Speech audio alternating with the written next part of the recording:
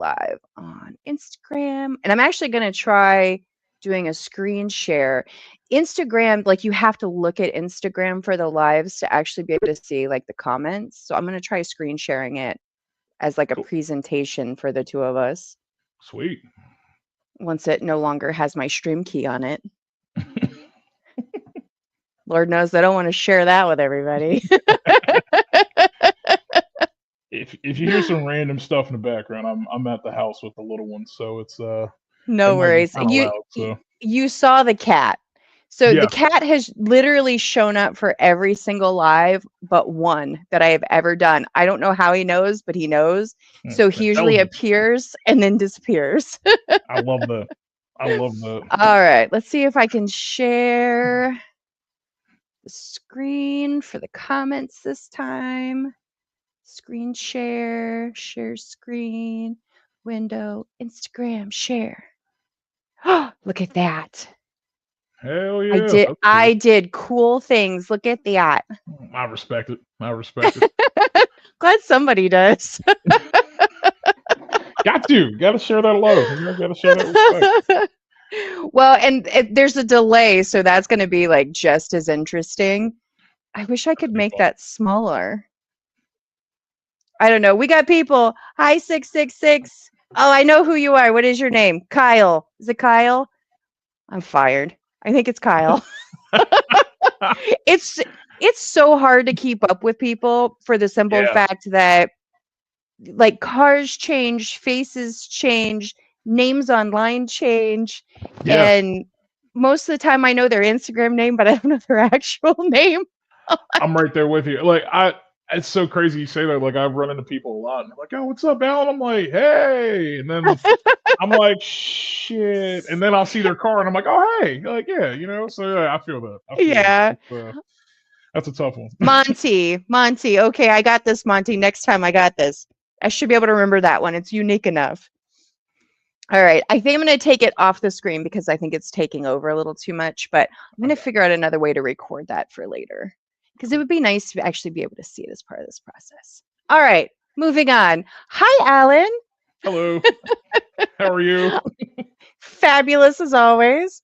Good. Tell Good. us a little bit about you and why you're chatting with me today. Yeah, of course. My name's Alan Archer. I'm the owner of AMA Motorsports. We are now a brick and mortar shop in Central Pennsylvania, Okay. but been mobile since like 2010. I'm a driver. Been drifting since I was 15, so we're going on 19 years at this point. So Okay. quite a while. And then outside of that, I'm also an event host. So drift events, pretty much anything. I've hosted some car show stuff. I've done a few things, but drifting primarily is my thing. So Have you ever done any racing outside the drifting? Because I have most of the people that I have talked to have either done drag at some point, road course, yep, SCCA, like they've all done something yep, different. yeah. I dipped and dabbled in some some road course stuff, and then drag racing back when I was in Florida. I lived in Fort Myers for a while. I Okay. worked for a company called Five Bar Motorsports, and we had one of the fastest Mustangs in like 2015 back then. So it was. I spent some time there, did some cool stuff. Not really my cup of tea. I always gravitated back to drifting, and then Okay. road racing. I've always been around, like Summit and some other places. So road racing just kind of became um, the other thing I fell in love with a lot, and still do. I think when I'm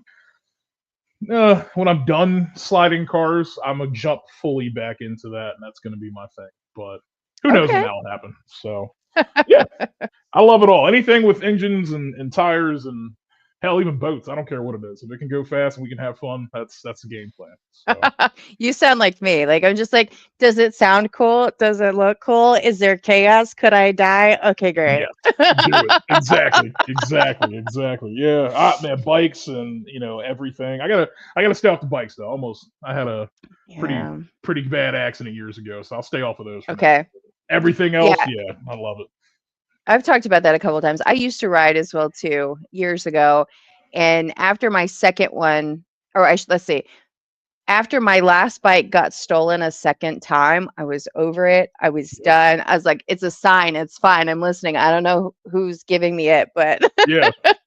and Oh no. I told the insurance adjuster. I was like, you know what? I was like, if I ever get another motorcycle, it's going to be the ugliest fucking cruiser that I can find that nobody's going to want. I Because love that. I I had an love that. R6, like Oh, almost sweet. fresh off the showroom floor R6, and I loved it. It was a lot of fun. Hell yeah. Um, but I also got into a lot of trouble. I got That's I okay. got my I got my first ticket when I got my license. When I Yes. got my motorcycle's license, it was Love like within the first week of getting it. it. Like I Love it. still just had like the little paper thing. I Not hadn't even a even hard got plate licensed. yet? I didn't Oh even have yeah, it. that's sick.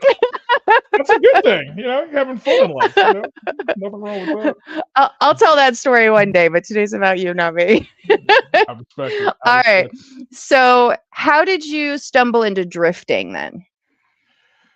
Oh, man, that goes back to childhood days, I guess. I mean, as cliche as that sounds, but couple different things happened. My dad was a warehouse manager for Circuit City, and prior to that, because I'll jump into that here in a second. Prior to that, my brother's Circuit best friend, City. You might as well say yeah, Radio Shack. basically, right, yeah, right. My brother, though, my older brother, he had a friend, Stefan Gadabaku, and I give him all the credit. He's a Nova guy. He was drifting cars and got into drifting and stuff, and had like magazines, and we're talking like option stuff back in the day, and like Okay. grip videos and stuff like that. And then I heard about like Dado and all these guys and stuff like that. So it kind of just came from my older brother's friends, and then my dad working at Circuit City.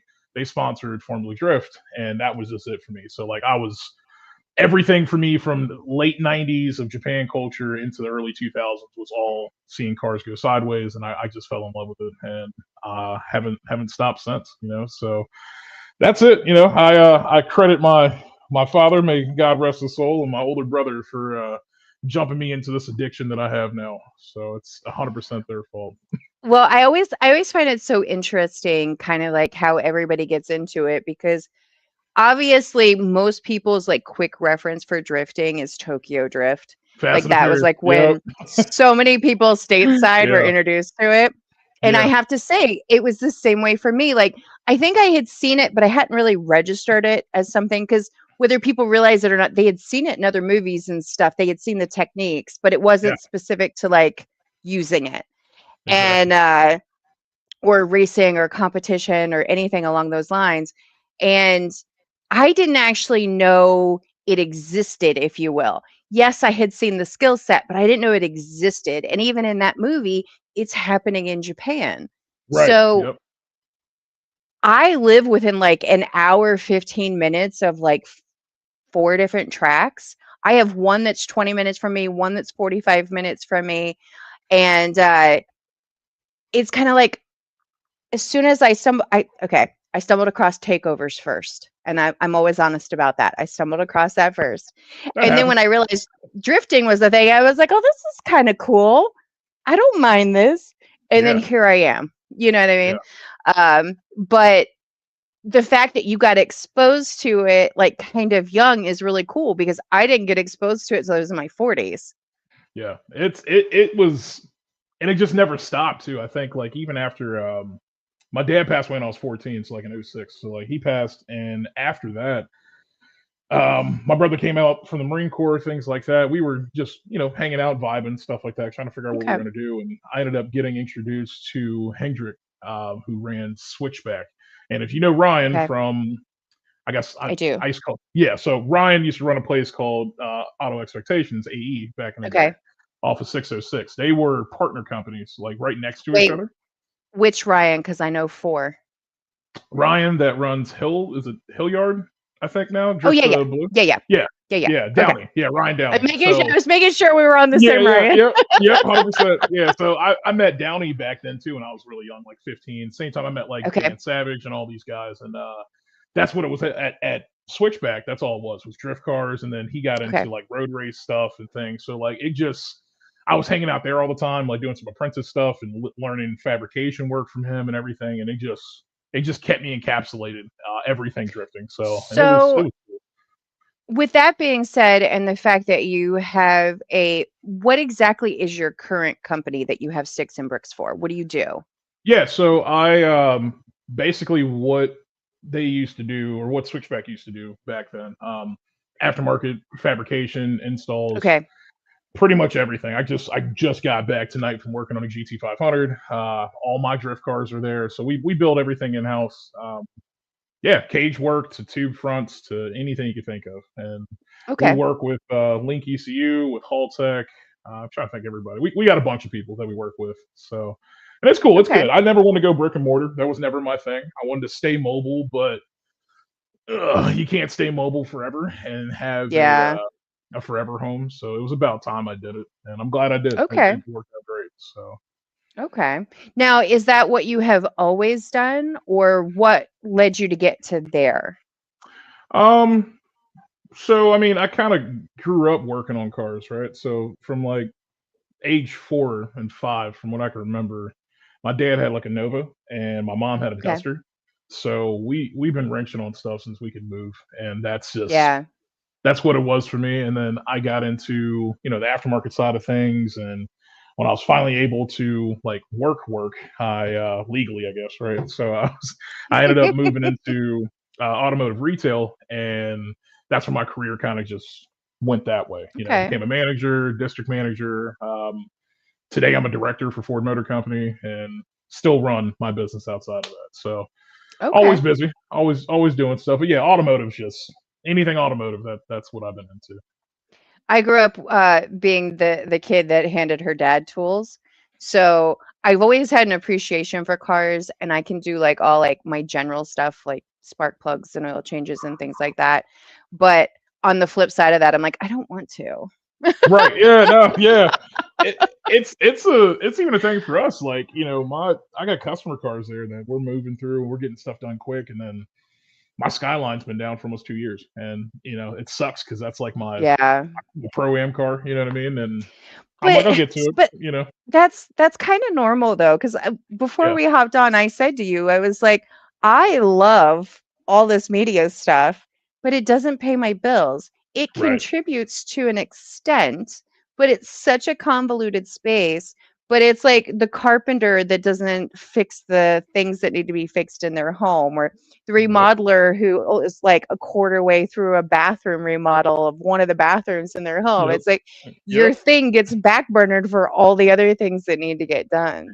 And it was so crazy for me. I was like, I'm not gonna be like that. I got the shop space. I'll get my stuff done. And no, it was instant. I got busy quick, and I was like, well, okay, I see what everybody's talking about at this point. So Yeah. yeah, My yeah. friend Lauren says, "Wow, great hustle, man." Thank you. Um, Yeah, I appreciate it. Yeah, there's a lot more to that too. I mean, besides that, we got a lot. right. Well, I was gonna say, so you're like everybody else. You have like the big boy job that pays all of the bills. You Yep. have the passion project thing that you like to do, and then Yep. that passion project also landed in event hosting, correct? Yep. Yeah. So me going mobile and doing like mobile stuff, and then learning tuning and all the other things I did in like 2010, allowed me to drive a lot more and blah blah blah. Then we flash forward all these years later to like 2019. I Okay. had a 350Z that in 2018 I drifted one event at Summit Point, ended up blowing up the VQ because VQs do VQ things, and Okay. I got kind of bored. And at the time, there wasn't. I don't know if I was the first one. I definitely wasn't the first one by any means, but there wasn't a lot of like JZ swap 350Zs.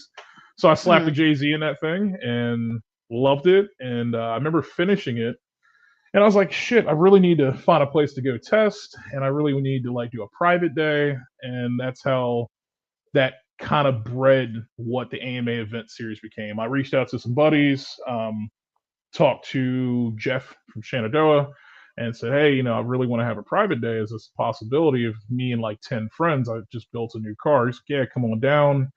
Private day turned out to be one of the coolest things we ever did. And from that point, birthed the AMA event series. And okay. we were rocking ever since then. And it was to the point.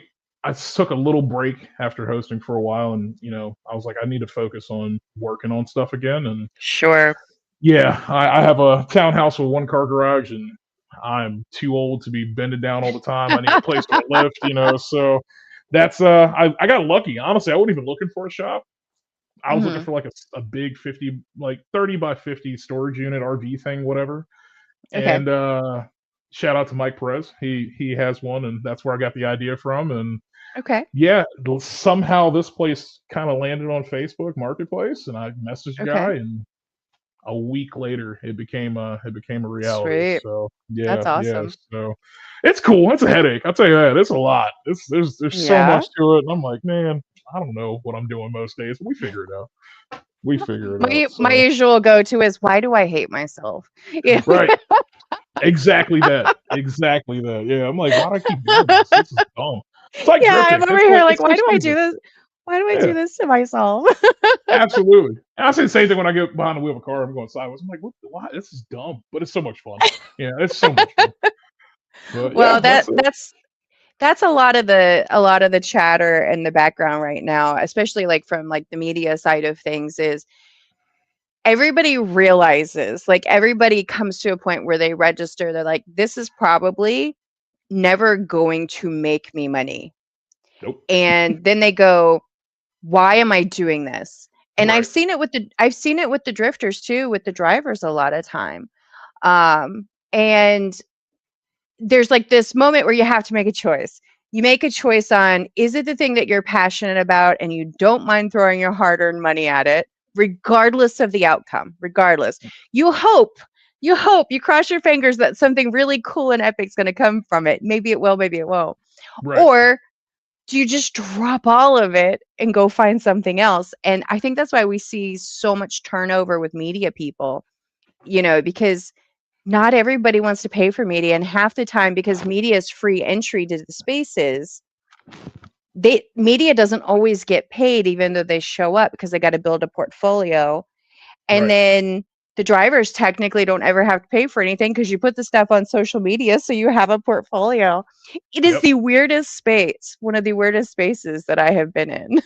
Yeah. I was going to ask you about that too. Like, how do you? I think I touched on this on the podcast you had with Paul and stuff. It's like, how do you guys view that when it comes to media? Like, is it like an expectation to get compensated for your time, or like do you guys see it as more of a portfolio build to get you into something different? And I always ask all my media people this question because Well, I it's think it's important to know. tough.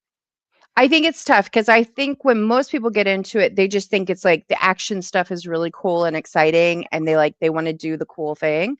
Right. And then somewhere along the line, like it could start as a hobby at first, and then somewhere along the, hi Cody, somewhere along the line, oh, I need to make money with this. I'm spending my time, and there's gas and food and time Right. and blah blah blah and software, and Right. my camera equipment costs more than the shitbox party cars.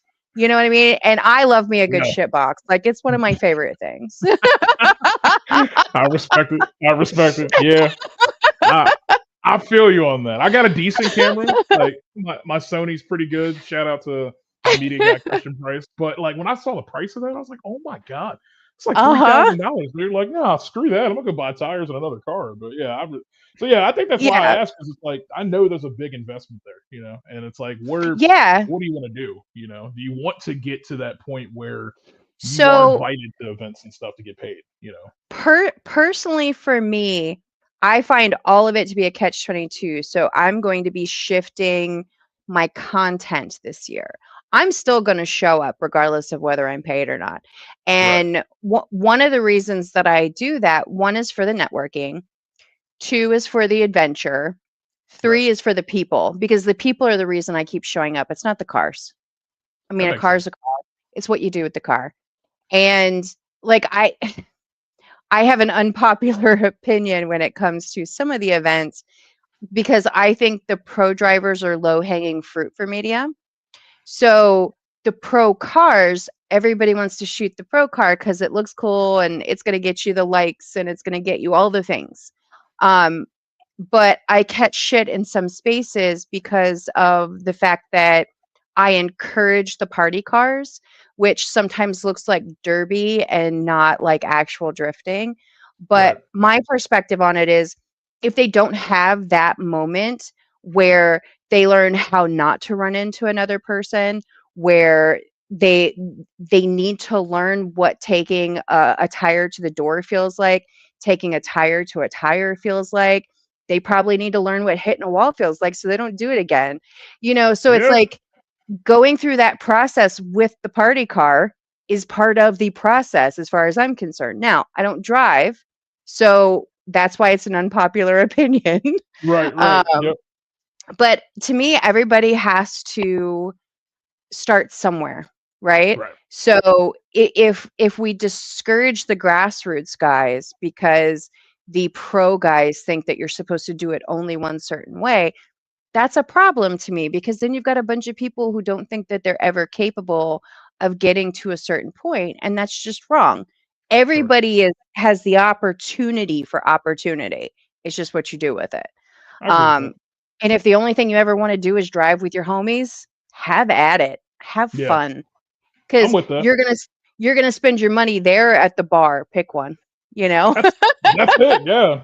Everybody's got to have a hobby. I think to piggyback on that, like I have I'm fortunate enough to have friends that are pro guys, pro am guys, pro spec guys, quite a few. Rich Yeah, Whiteman, Adam same. Eichman, you know what I mean? So like these guys and like God, Nate Chin, you know what I mean? Like even him and stuff. hmm And we all of us I've talk a lot. I've talked to him. I've met Adam. They're Yeah. all lovely guys. Yeah, and it's when you get to that point, I think, 'cause I'm not at that point, right? And like if you get to that point, I think a lot of it still comes down to, well, most of these guys still have that grassroots thought process. It's just Sure. it's a different ball field you're playing on at that point because now Oh, absolutely, 100%. you know you want to go party with your friends with the bigger horsepower, and stuff. And I think it may have been Yeah.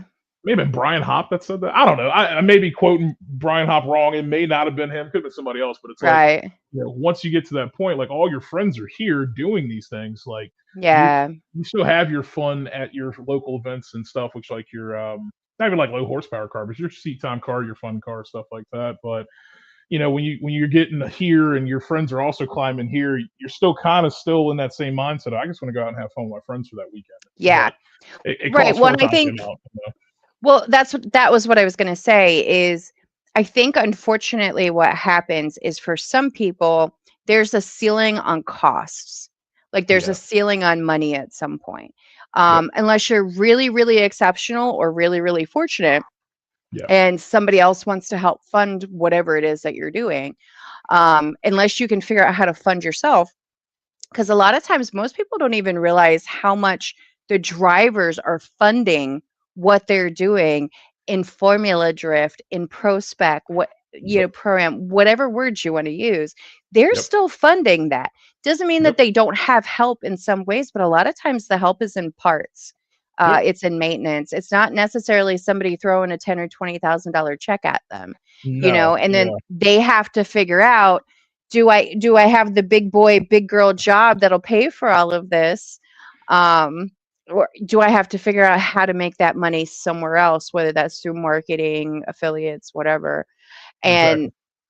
I think that's why a lot of times there are people who they're not going to get to that point. One, because they just don't feel like it's worth it. And for most people, it's not.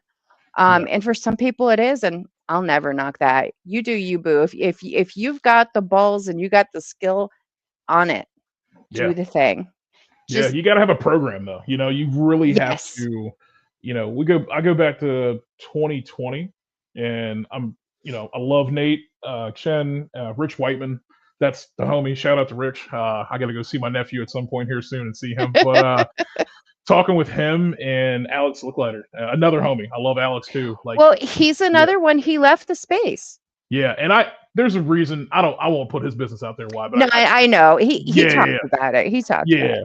But it. those guys are funded the same way, like out of pocket a lot, and I won't say dollar figures or numbers, but another good friend of mine who's in pro spec now, who lives 15 minutes from me, who drives a Mustang. He spent a ton of money on his car to get it to pro spec, and it's his own money, so it's Yeah. it's definitely expensive. But I completely am that guy that if you have the skills and you can market yourself and you can get to that point, I think you should do it if you have the opportunity. It's a rare opportunity to get to Absolutely. that space, you know. And Absolutely. I think that comes back to my big brother Dan Savage. I love Dan. He got there, and Dan's like the local DMV guy that made it, and we were like, man, this is so cool. And hearing the story from how he got there and what it cost and all the other shit, I was like, man, that's crazy that that's Yep. the dollar figure. But had he not got there, everybody wouldn't know how badass he is that we already know. So Well, but think about what that dollar amount looks like now. oh yeah, double easily, if Yeah. not triple. Yeah. Yeah, Yeah. exactly. Insane, insane. That's why it's crazy. Like I drive a lot. I used to.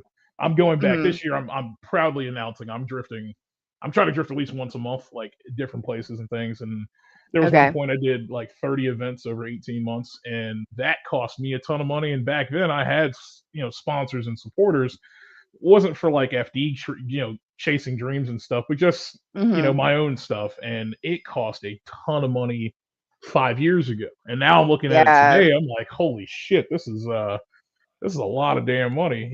So gotta work harder and be able to pay for your dreams, I guess. So Yeah, well, and I think some of that goes back to like I have talked to some of the some track owners as well, or people that work for a track, and they handle marketing and money and all the things, and the amount of money it costs to run a full day at the track is insane to me. yeah, It's yeah, crazy, especially if it's one of the bigger tracks. Smaller tracks, that don't have all the requirements that maybe they should. They can pull off certain things and get away with it, but the bigger tracks, like having emergency on site alone, is a ridiculous dollar amount. Let alone the track workers running a building, all those sort of things, all the things that add up. insurance and everything. I know all too Oh well yeah, about that. insurance Yeah, especially. yeah, All right. it's super fun. So enough about all of that. But yeah, Yeah, yeah, from a media perspective, it's definitely one of those things where you either keep putting, like, it's like any business. Most businesses don't last. They don't reach that 5-year mark because everybody panics, yeah, especially if you can't run the business in tandem with like having like a steady income of some sort. right. Um, so I think that's why we see the turnover rate as much as we do. Sometimes it's even just being in the right place at the right time, which is one of the reasons I don't mind showing up everywhere. But I have the benefit of also being single. My child is in his 20s, and I own my home. Like I can do what I want. Yeah, It doesn't really matter what I do because I don't have anything that's tying me to like one spot. Like even my freelance work, as long as I have an internet connection to my laptop, hell, some of it I can do from my phone. You that's know what sick. I mean? So That's it's cool. just it gives me a freedom that I can go do these things. Like I have two more. It's January. I have two more events this month. I have two private days for birthdays, and they just randomly like, "Hey, you want to come?" I'm like, duh. Hell yeah, hell yeah, Sign yeah. me Of up. course What, you what do. do we? What do I get to do? Can I do what I want? Because Yeah, that's kind of it. The smaller tracks and the smaller events are really nice, especially private days, because there's no requirement for what I have to do, which is right, why I think this year I've kind of switched to the concept of I think I'm going to do some things a little bit more vlog style and talk about the events, talk about the experience a little bit more versus just having photos and videos to post to social media. right. Um, I have more media than I will probably ever touch in my lifetime. That Like yeah, that is how much video and photo that I have. And I sit there and I'm like, you could do this with that. And then you're like, meh, because yeah. you know how much time it takes. How much time it takes. I don't envy media for that. Like my sister Hannah. That's my. She is like my number two for AMA. She's like media lead. I don't. Yeah. There's so much that I didn't process, like how many pictures get taken in one day just to get Uh-huh. like one shot. And it's like, holy crap. And again, I give credit where credit's due for media. You guys go through hell to get us to look good, and I appreciate that because there's plenty of times where we don't look good as drivers. We're like, oh hell yeah, we killed it. We didn't kill it, but especially Well, her doing like yourself and stuff, like that's yeah, in the it's grand scheme of things, you can have a really pretty car and be yeah, a shitty driver, and I can still make that look good. But yep. to make the shitty car look good, you have to be a damn good driver. You know what That's I why I mean? try to keep my car looking good. That's right. Yeah, that's it. No, yeah. Yeah, I agree with that. I definitely agree with that. And I'm starting to get back into that mindset. I used to care about stylish stuff and things like that. Then for some odd reason, I Yeah, jumped into the missile craze, and I fucking hate it. I'm not that guy. I'm really not. My shit's getting all cleaned up as we speak. Being arrow on the skyline, like I'm wrapping my BMW now as a new livery okay, that I'm not haven't shared yet. That's coming out. So like okay, everything's getting okay. changed. So yeah, I can't do it. I respect it for some people. We want to represent yourself, and Yeah, that's how I view cars. Not yeah, necessarily if you're competing or not competing. It is what it is. But when I yeah, see your car there, it's still representation of you. So how do you want to present yourself to the rest of the world, and especially to your own community? Because this is a community and we're small. So yeah, you know, you got guys like Kevin. And I love Kevin. That's my dude. That's my brother. I love that dude. But his stuff still looks uniform. It's not. He yeah. drives, and Kevin drives his ass off, and everyone's like, "Oh, this shit's bashed up." I'm like, it's got some dings and bends in here, but like Kevin's stuff still looks uniform and good, Right. and he can drive. And then Yeah, there's some others that I see their cars like halfway destroyed, and then they're looping, and I'm like, well, take some pride in your driving, and then clean your stuff up a little bit. No, missile culture. I'm like, okay, whatever. So it's I don't know. well, I mean, that's one of those things where I can see it kind of from both sides of the fence. Like, Sure. there's some guys that'll say, like, if you don't have matching panels, I'm not driving with you. Okay, that's fair, because you Yeah. you feel like that person's not going to be able to accomplish the thing. But the guy who has the missile, to me, is still learning. That's Yeah. my thought process on it. Very often, that's the person that is still learning, and it Yeah. is okay for them to have the shitbox party car. It is, Sure. because they Yeah. haven't learned enough to have a clean car. Right. Right. Right. I'm with you. I'm with you. I do. I do think though, as long as you're learning, and my Yeah, thing is like after your first year though, take your off season and just a little something. You know what I mean? Like I'm not yeah, harping on everybody to spend 3-4 grand to yeah, clean yeah. car and other stuff, but like if your fender's completely caved in and you come back out in the second season and it's still caved in, like come on, bro. Like a fender's not that expensive. Let's kind of Yeah. make it look halfway there. But again, I don't know. That's my Well, we thing. have here in Virginia, we've got there's an Amico, and now I have to remember, I feel like it was like $700 for a paint job. Oh yeah. Uh what is it? Oak Heights. I cannot think of his name. Justin. Is it Justin Yeah, Stickley? that's my dude. Yeah, yeah, yeah. Yeah, Yeah, he's a so good dude. he works for the Amico out in Winchester. Oh, Mako. The one in the Mako in Mako, yeah. Winchester. Yep. Yeah, yeah, yeah. I work And across the street from him. yeah, and he did such a great job on Ryan Downey's car, man. And I'm like, Yep. "You paid how much for this, sir?" And I was What's like, what's crazy about that place, I opened a shop for FedEx when I worked for FedEx for a little bit across the street from them. And then they blew up like doing drift cars and race cars and stuff. I'm like, damn, that's so "Uh-huh. sick. But yeah, they've always done good work. But yeah. Yeah, yeah, yeah. Yeah. That's crazy. That's such a small world. Holy shit. Yeah, well, so because I went with Ryan to go pick the car up, like we did footage of it before it went, and then we did footage of it when he picked it up. And it was clean. Like it looked great. Like he had some parts that needed to be repainted, but Right. he had some new parts that he had gotten, some new body parts, that so that everything was even. And I think it was only like $700. I know $700 is a lot of money, don't get me wrong. But I also know I also know that it can cost a lot more than that depending on where Oh you're my god. taking it. Yeah, And that's a let steal. alone if you're putting a livery or a wrap or anything on it. Yeah, I'll say most raps nowadays. We do raps out of AMA. I mean, you're talking, $2,500, $3,000. You know what I mean, with good Yeah. materials and stuff. So $700. That's a no brainer. Like that's Yeah, yeah, just absolutely, 100%. skip a drift weekend I for that weekend if you had to paint so it. I'm gonna toss this out there. Yeah, I want to try wrapping a car. So if you guys yeah, ever have anything I can practice on, I want in. yeah. So reach out to if you comment on like any of the AMA stuff. Okay.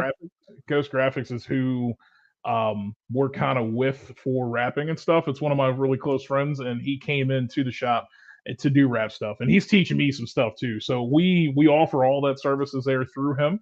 So yeah, if you reach out, I guarantee you he'd be on board to try to help with that. He loves teaching people. Okay. He's the same way. Yeah, I want to He try it loves like it. once. I don't even care if I ever do it again. I just want to try it once because it just looks so satisfying. Yeah, It's just, I just ruined like $100 worth of rap like literally 2 nights ago. I oh screwed myself no. up. Yeah, it was bad. I was like, oh my god. Yeah, so he's gonna come over and fix my stuff for me tomorrow too. So yeah, I'll let him Okay, know. okay. Yeah, I'll let him know. So that'd be cool. It's a Cody good skill though. says Cody says 3K for his wrap and 1,500 for livery. It's so crazy to me. Yeah, yeah. So It crazy to me. doesn't shock me by any means. And Cody, that's Sandoval, I believe. I can't see Yeah, who's yeah. commenting, but yeah, It is. It's Cody as Sandoval. a, yeah. So Yeah. Cody's another one that believes in his car, his image, and himself, and then also Yeah. he's a fucking driver. Cody, I love you, dog. You are a driver, so don't let anybody tell you different. I was incredibly impressed by him hopping in Kenny Klein's car, which is a pretty rowdy Yeah. LS car, and he killed it. So shout out to Well, Cody. So Kenny's repainting his. He posted I about that. I heard, think it was like yesterday or this morning. And I'm like, I kind of like the color and I love the colored yeah, plexi. Nobody does the colored plexi. Like I know it's his car when I see it. hundred And that's percent one of my big things.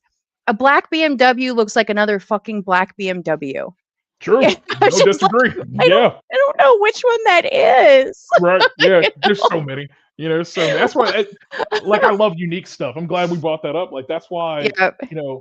Dan. Shout out to Dan Savage. I love Dan, but Dan always get on me. He's like, dude, you need to keep shit simple. Like, you're taking time off, not getting seat time, and then you're taking time away from the track and stuff. Keep it simple. And like, I agree. And I'm older, I get like I have a simple seat time car, but like I love unique stuff like the F22. There's not a lot of people you see with an F22 that come out to go drifting, unless it's a fully pro car. Skylines aren't super common out there on the track. Things like that is what gets me going. I'm building another car that I can't talk about yet. That's going to be out there. That's pretty cool and unique, and it's fun. It's fun to have something different. So that way you're still like, oh, I know who the hell that is. That's Alan. He's the only one that's going to drift a car that's going to Well, and cost me I money. love that too because that has been like the narrative for this year. Like Cody's in the comments still too, and he said thank you, bro, and he Of course. said Kenny is doing big things next year. He's like I can't say what yet, but I'm involved. A lot of the people that I've been talking to, like everybody seems very ready, and Yeah. we keep saying next year because the drift season Right. technically hasn't started trackside yet. Not that Right. there's not drifting events happening, but it's technically out of season for most people. Yep. And Travis said, well, I'm glad I changed my BMW from black to blue. Thank you, Travis. Okay, love you. Travis Because Johnson, I guess. Is that him? yeah, Okay. Okay. yeah, Yeah. Yeah. I think he's part of uh the Shredder guys and stuff. I think I know him. So yeah. yeah. Cool dude. So he changed to like a really like light kind of bright blue, and I'm like, okay, now I know that's him. It's really good time on Instagram.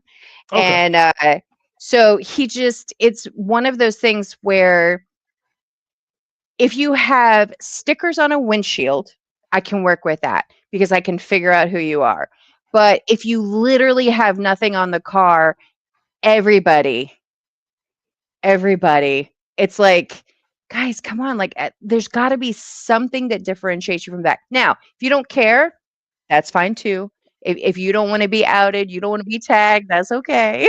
Right. Yeah. Right. Oh, Nah, but we want we, that. we got David Gates in here too, Mr. Jet Fuel himself. He runs the jet cars at Oh, sweet. MRI very often. The jet Oh, cool. the long angular things that look like they're gonna explode when you go down the track. Hell yeah. That sounds like Night fun. That sounds like some cool night stuff. Timmy. I know. I'm trying. He's on with me. I think in 2 weeks. We're going to Sweet. talk about what that looks like, how it works, and I'm surprised by the fact that they only drive with one hand, and like Oh, it's like the strangest thing to me. oh shit. I'm Okay. like that seems dangerous. Yeah, good luck with that. Yeah, not doing that. I'm good. He said flirting with 300 miles per hour. Yeah, brother, I'm good. I'm okay. No, no, no. I'm okay. No, thank you. I'm good. What I love about this conversation is that there's this voice in the back of my head going, "You could do that." Right, right. Yeah, I want yeah. to try it once. My, Whether my I other live or die, I don't care. I just want to try it once. my other little demon on the other shoulder is like, do it. I'm like, nah, I'm okay. I'm not gonna do that. I'm good. I'm past it. Yeah, no, no, I can't do that. That's congratulations if y'all do it. I'm okay with that. Yeah, that's good. No, that's sick. But That's cool. that's one of those things that this year I want to time so that I can go to one of the events that he's driving at because I want to try at least once getting like photo and video of what the cars look like. That's cool. Um, just because like it just seems so cool. And it's just I don't know. It's definitely something I would love to try. Oh He yeah. said, I guarantee you I can train anyone to do it. Don't threaten me with a good time. David, you have Yep. met me. Y'all have fun. Yeah. I'm good. I'm a driver. I'm okay though. I'm not pushing my envelope on that one. I got a 10-year-old to get home to. I'm okay. I'm good. Oh, July 18th. I'll put you on the starting line. He Oh still shit. threatened me with a good time. I'm putting it on the calendar, David. July Oh 18th. What shit. we doing? You gonna inbox me later. All right, it's going on the calendar. David Gates, to be determined. Never a threat, only promises. I love it. That's what I'm talking, bro. That's I what I'm love talking, it. bro. Yeah, that's crazy. All right. So drifting, body work, Yeah. full-time job, Yep. dad, all Yep. of the things. And everything. Um, Yeah. All of it. Yeah. so talk to me about the event stuff because you've got some cool things coming and maybe some changes coming too. Yes. Yes. Yes. Yes. Yeah. So we came back to hosting last year and it kind of came out of nowhere. I had reached out to Pantera, which is like the most amazing place on the East Coast. I reached out to them in 2023. Yeah, 23 when I was hosting at Dominion Raceway. Um, and kind of just, wanted to see what the opportunity would be like. I know no one had ran there for a while. There's a pretty bad stain for some things that happened at that track from another person that was hosting. Okay. So that's a long story, but long story short, community got robbed. They got stolen from. A lot of people got a Oh lot of money wow. taken. Yeah, and it became a pretty bad time, for East Coast drifting and for honestly for drifting as a whole. So track Okay. wasn't allowing like drifting to happen anymore. There was so much other stuff going on. So anyhow, I put my hat in the bid to say, hey, let me know if anything ever comes back, and I would love to happen, love to be there. We flash forward to 24, about a year later, out of nowhere, get an email saying, "Hey, sorry it took me so long. We've been doing a lot of stuff. They're a military training facility as well for some Okay. PMPs, and I've never been there. it's crazy. It's absolutely crazy. I So they didn't do even like, know it was there. Somebody yeah, mentioned it to me. I was at another event and I'm like, they're going where? And I'm yeah, like, yeah. I've, okay. It's so hard to describe what it's like when you pull up. It's literally cut into the side of a mountain, and it's crazy. Okay. But yeah, they do a lot of like, private military contracted stuff and like some other stuff that they do, and then some off road stuff. So 24 came around, got an email, and they're like, what do you do? Like, blah blah blah. I sent them my whole digital resume of all the events and stuff that I had put on prior to that, and some references and stuff. Didn't really go anywhere. 25 hit, and obviously I'm full time at Ford. I got my daughter and all the other stuff going on and stuff, and I'm like, I don't know if I even want to host anymore, but whatever. If somebody reaches out, we'll have a conversation. At that time, um, just randomly, I reached back out just to say, hey, if anything comes up, let me know. I'd love to still be involved if I can host an event there. The same time, Dominion reached back out to me and said, hey, we're going to be doing some stuff this year. We'd like for you to come out and host, bring your Okay. team, blah, blah, blah. And that same day, Pantera got back to me, and I was Okay. like, "Listen, um, the Dominion thing, I love Dominion. Shout out to Will, who's down that way. He's an amazing guy and stuff, but it just didn't fit what we wanted to do. There was too many Okay. things that became, we're gonna do it this way, and like we just want you to be there with your team, and my team's like, hey, let's go adventure and see what happens. So, Okay. Pantera got locked in, and it became a very invite only type of conversation because this place is it's dangerous if you don't know how to handle a car, and it's also one of the most fun places if you do. So we knew we couldn't Okay. just have it public and open for everybody, unfortunately, which kind of sucks. But in all honesty, it's saving people because if you go off, there's no barriers, there's no guardrails. Okay. Um, Okay. you could hurt yourself really bad. So we Okay. got our drivers locked in. We sent invites out, and without making any announcement on Facebook or Instagram whatsoever, we pulled up in October on my birthday last year. And yeah, we threw down and had the most AMA style event that could ever come back. And we're all about vibes. We're all about good times. We're about safety. We're about driver progression. So you'll never see an AMA event that has typically more than 50 drivers. And people are like, oh, Okay. that's weird. Like, let's have like a big 100, 200 driver event. And that's not what we're there for. We're not there Okay. for the dollar figure. We're not there to try to get rich. We're there to make sure the facility stays top notch. We're there to make sure the facility gets their money. But the biggest thing that we can proudly say is that we love driver development and driver growth. And we've taken a lot of people that have come drive with us and help elevate, where they want to be at in their driving. So yeah, that worked out. And it was, I can honestly say, everybody that was there from family and all the friends and girlfriends, everybody that showed up, people's wives and stuff that were there, and my daughter was there, um, girlfriend was there, like all the stuff, everybody that came out there, it became like my most favorite thing I've ever done drifting, period. And it's hard to say that because like I've done some crazy stuff, but like that staple was it for me. And yeah, I went back to them and said, I love this. What can we do? And they say, hey, let's see what we can do moving into next year, which is this year. So yeah, at the moment, yeah, we put a schedule out, things like that. And I'll say publicly, like, there's never a guarantee with anything. And I think that's something that most people don't know unless you're an event host. Unless you own the facility, there's no guarantee that anything's actually going to stay the way it is. So right now we've learned some information about some things, and we're not going to fully go into what just yet, but we've paused some of the applications at the moment just to one dial back a little bit. We got almost 500 applications in less than 20 days. Like it was the craziest thing ever.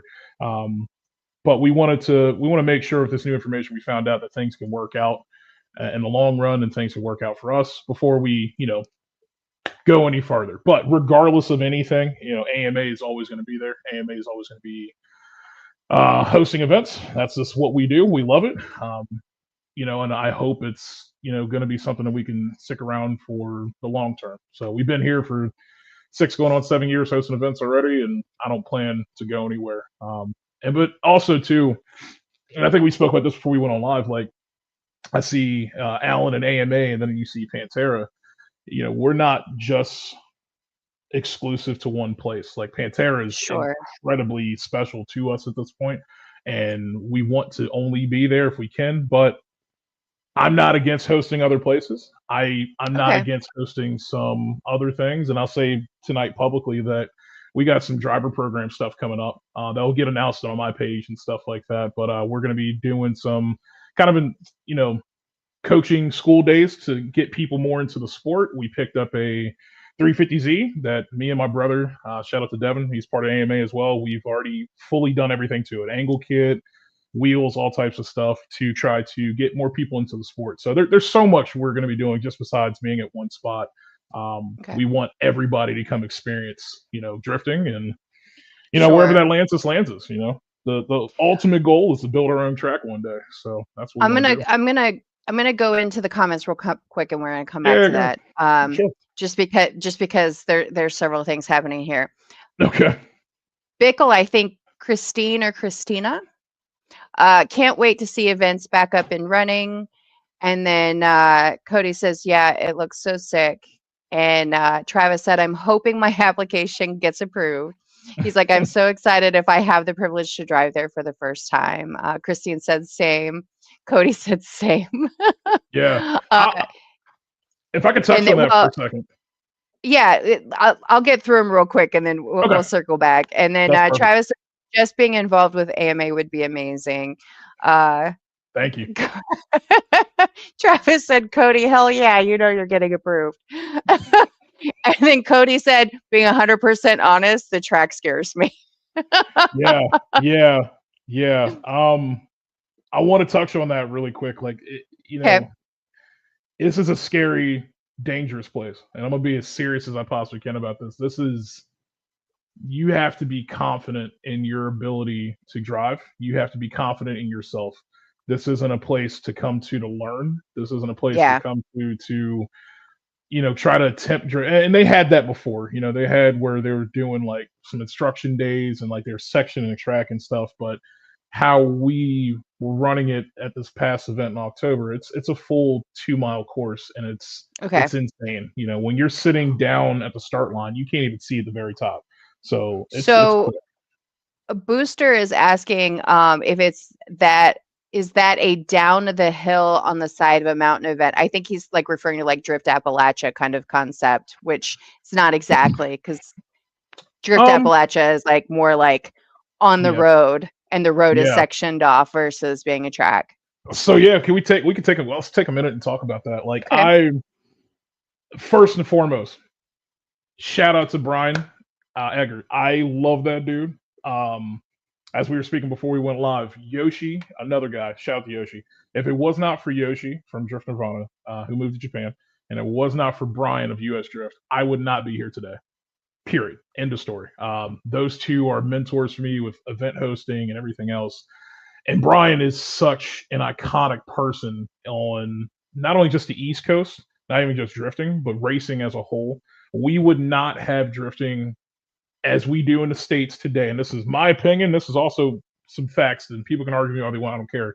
If it wasn't for Brian. So what Brian and I think Derek King, and I think there's one other person, Edgar, I believe, from Drift India, I believe. What they did to have Drift Appalachia is insane. We are not Sure. Drift Appalachia. We are not the same. None of that. You know what I mean?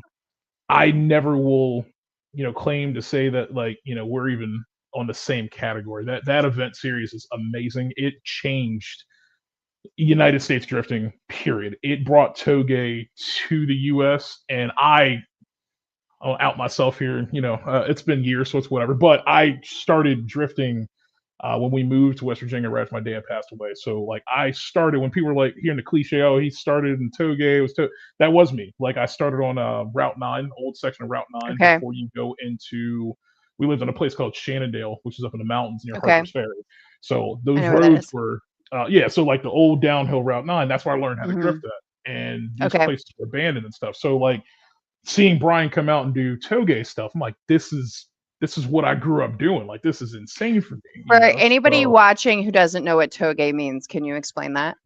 Yeah. So mountain racing, basically, in a sense. You got a lead car and a chase car, and that lead car is booking it either uphill Toge, downhill Toge, and you're trying to get as close as you can to stay on that car to not have a big time difference between lead to chase at that point. Now, Toge for me was Toge drifting and stuff like that, where I'm just on mountain roads, and it for me then was West Virginia roads, and trying to not kill myself and roll my car, which sorry, Devin, my brother, I accidentally messed his car up doing some things one night, but that's neither here nor there. So, but yeah, Toge is awesome. Yeah, it was forever. He'll get over it. It's fine. It's fine. So yeah, like to see Toge and that mountainous Japanese like stuff that we thrive to go do here in the States, Drift Appalachia is just insane. I would love the opportunity to drive it one day, regardless if I'm at Pantera. Is your brother's name Philip? That's my older brother. Yeah. That's my Okay. older one. Yeah, He commented on YouTube. I had to turn the YouTube comments off the screen because I had I people saw. coming in that were saying some really nasty Yeah, things. I saw something. You can kept it up. So I don't care. I That's turned it fine. off. Yeah. No, I saw some of it. Yeah, I Okay. wasn't even going to talk about it. I've dealt. That's something else like to go into before I go back to the drift appellation thing. But like I've dealt with so much of that growing up in my Yeah. life that there's not a lot of me hosting events and things like that. So I've heard shit forever, and I don't care. It doesn't make a damn difference. Well, It Philip is what it is. commented, he said the days of Route 9 drifting, having fun, and the massive parking lot in Martinsburg. Those Yes, were the yes, days. yeah. I was a kid with a 500 horsepower S14 throwing backies behind a Home Depot in Charlestown. So, but yeah. So anyway, going back to it, like AMA stuff is not U.S. Drift, right? I had so Yeah. much inspiration from U.S. Drift that my thought process, my tech sheet, all this stuff from Brian and from Ben. Shout out to Ben from US Drift too. I love that dude. That was so much derived from what they do that I have the massive respect for them. And again, I hope I could get an invite to drive DA one day. I know me personally right now, until my Skyline's done, I wouldn't trust myself driving DA at all until I'm ready and confident again. And it's similar thought process with how Pantera is.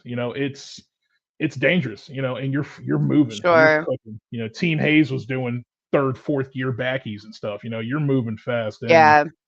it's I will say very openly, like cages are going to be one of those things that have to happen. We're going to have to encourage Yeah. that no matter what. So it's scary if you don't, because I don't want anybody to get hurt. So Yeah. and Yeah. again, That's understandable. I don't know if that's the only place. I don't know if Yeah. Alan might, buy a racetrack one day. Who knows? But anyway, it's I always going to just be safety first. I would like my laminated entry card if Yeah, Alan builds a racetrack, okay? yeah. Send an inquiry, Laminated media. amamotorsportsllc.com. There you And go. I want it to be printed in gold, you Oh know. shit. Okay. Yeah. We'll have to talk to Hannah. Have to send her an email at Hannah Moon Photography. We'll help you out with that. Yeah. Hannah, I need you to create this thing. Thank There you. you go. There you go. There you go. Yeah. No. Well, it's funny you mentioned Team Hayes. So Hayes, I saw when they did the whole final bout at Summit Point, Yeah. but Yeah. but when I was at Hyperfest, I was doing passenger video with Kylie, and so we were having a good old time going around. We were drifting, and all of a sudden, because I have the footage, all of a sudden, whoom, Hayes somehow landed in the new quarter panel. Sounds right. and, Sounds right. and he was like, oh man. Yeah. So we're like down on the ground, like trying to Pulling pull it on out. the corner panel and pull it back out. Kylie is another one, man. I'm so glad you know I him. love Kylie, him. I love him. we go You back talk to about like early you days talk too. about a down to earth guy that's just there Yes. to have a good time, Yes. and so skilled having that good time. You know what I mean? Yeah. Oh, but Kylie's amazing.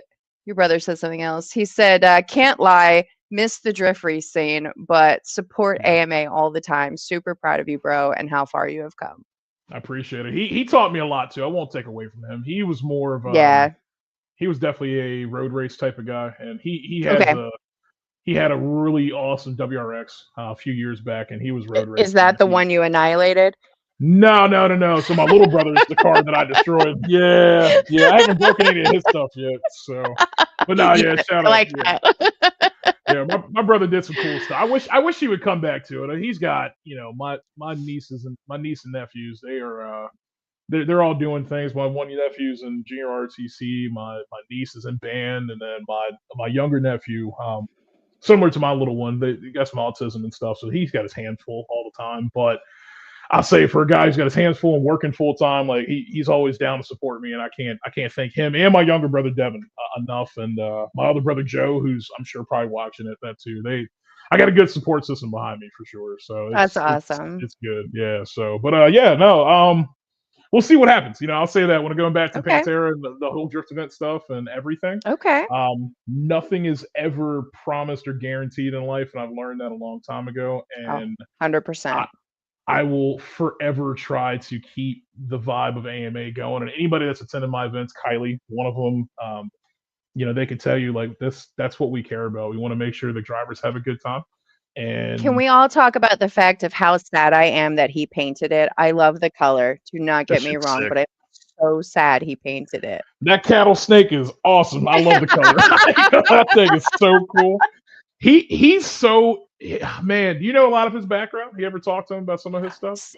I have talked to him a little bit. I won't say I know everything about him. He's one of those people that if I know he's there, I'll go seek him out, say hi, check in, like that Yeah, sort of thing. Because he really is. He's such just a down to earth guy. Like he'll just he kick is. it with you for a bit. He doesn't care.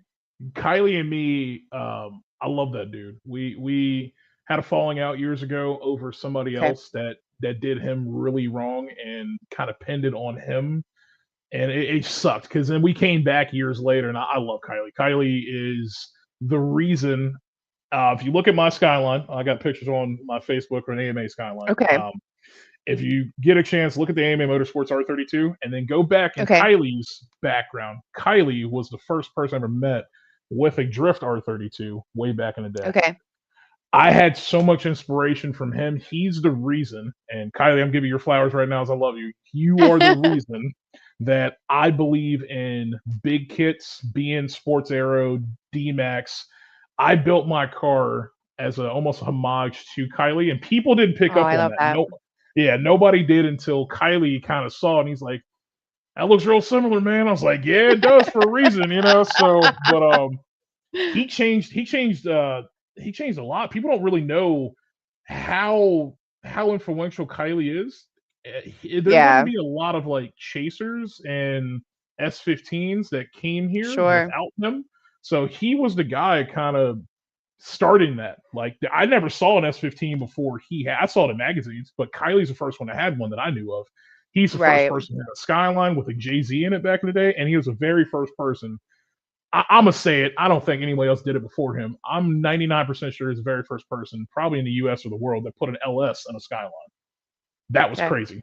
And this was like 2009 or something like that, 2008. So Okay. shout out to Kylie. He's always building like the craziest, coolest things, and I'm happy he's in his happy years where he just finally built Yeah. something that was for him. And that car's cool as shit. I love it. Yeah. So yeah, shout out to him. He's a good dude. Yeah, he's one of those guys that he's like what I would call like the typical car guy in a lot of ways. Like, he knows his shit. He doesn't Yeah. give a damn about social media, but he knows it kind of comes along with the process.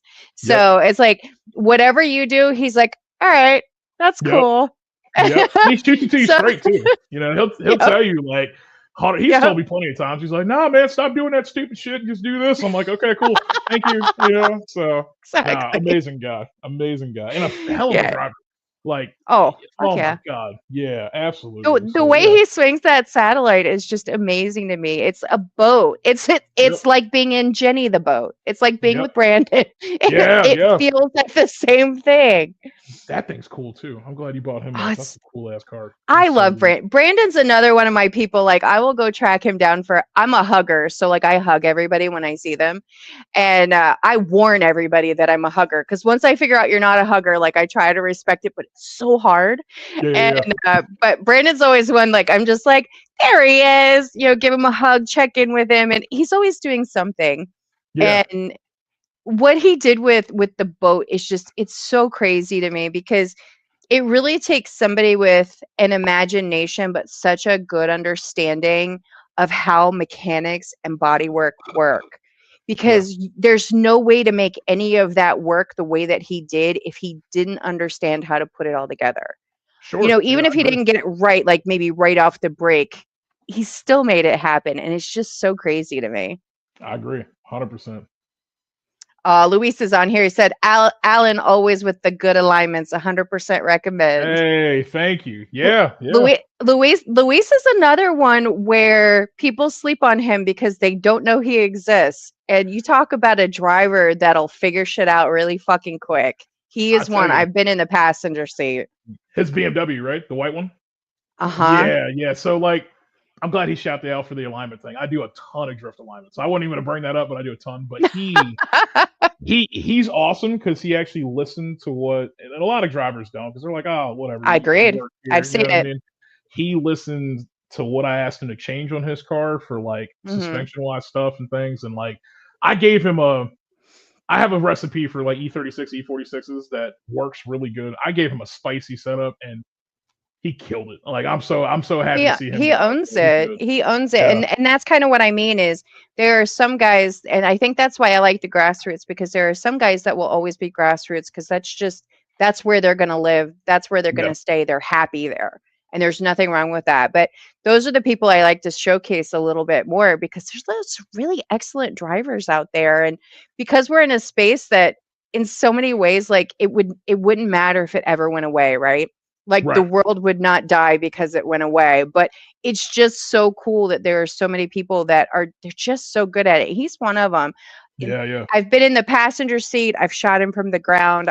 I've had, drone footage of him. I've cameraed the cars. I've cameraed the other car driving with him. Like you can just tell that he is just comfortable behind the yep, wheel of that car. But it's yep, because he's got it dialed in for himself. yep. I And I agree. think that's the hard part with drifting a lot of times is getting the car dialed in for how you drive or learning the car that you're choosing to drive. Yeah, I'm so glad you touched that because that's how I set all my stuff up. And my crew chief, who's this year, again, I'm making all types of public announcements. That's public. Yeah. Anyhow, my crew chief, just it's coming out soon, but publicly, my little brother Devin is taking over as my crew chief for the whole program for Okay. my myself, and I won't drop all the stuff that's happening, but we have something Okay. else going on. So Okay. he's got a big role this year, and Devin, he'll tell you, he's like, I can't drive my brother's car. Like, yeah, I'm a big dude and stuff, but like, I'm 6'2", 6'2" and a half, whatever. I put my seat Yeah. on the ground all the way Okay. back, very Sure. James Dean style setup, and No, I got you. yeah, and people hate it. It's like, I can't, man. Let me go drive your car, blah blah blah. I'm like, yeah, if you could drive it, have fun, and You can see. ain't happening. No, it ain't happening. So That's like when I ride with Brian Brewington with the way the Mustang is set up. The seats are so low. A lot of times, like when I'm in the passenger seat, like I can just be kind of like right here, but I kind of have to do this because I'm so short by comparison to where the dashboard is. If I were yeah, here, you're just seeing dashboard and like a little bit of the windshield. I gotta go up higher. yeah, yeah. And Don't worry. I Same thing in my complained car. I complained to who was it? Kobe, Callaway Visuals, one of the Yeah, drone yeah, guys. I complained about the fact that like I almost need a booster seat for my feet because some of the wheel wells are so far, I can't lock in to hold myself in place unless I can get in like at the cage or like there's a good like foot tuck like right where the cage sits to get my foot in because yeah. I have to be able to plant myself so that I can get the footage in whatever direction that I need to go. And he Yeah. goes, I've never had that problem. I said, how tall are you? I have short people problems, okay? Yeah. Yeah, yeah, I yeah. am vertically challenged at 5'6". You're like 6'2". Leave me alone. Yeah, he's pretty much the same height as me. So yeah, nah, he's He up there. is, Yeah, yeah. he's up there. He's a cool guy Uh, too. Shout out to him. He's awesome. he's one of my favorite people. I got to hang out with him and his girlfriend Sarah 2 weekends ago. We went Hell to yeah. dinner and went to karaoke because I get to meet so many people, but I don't really get to spend time with them like outside the track. And sometimes the track time isn't time.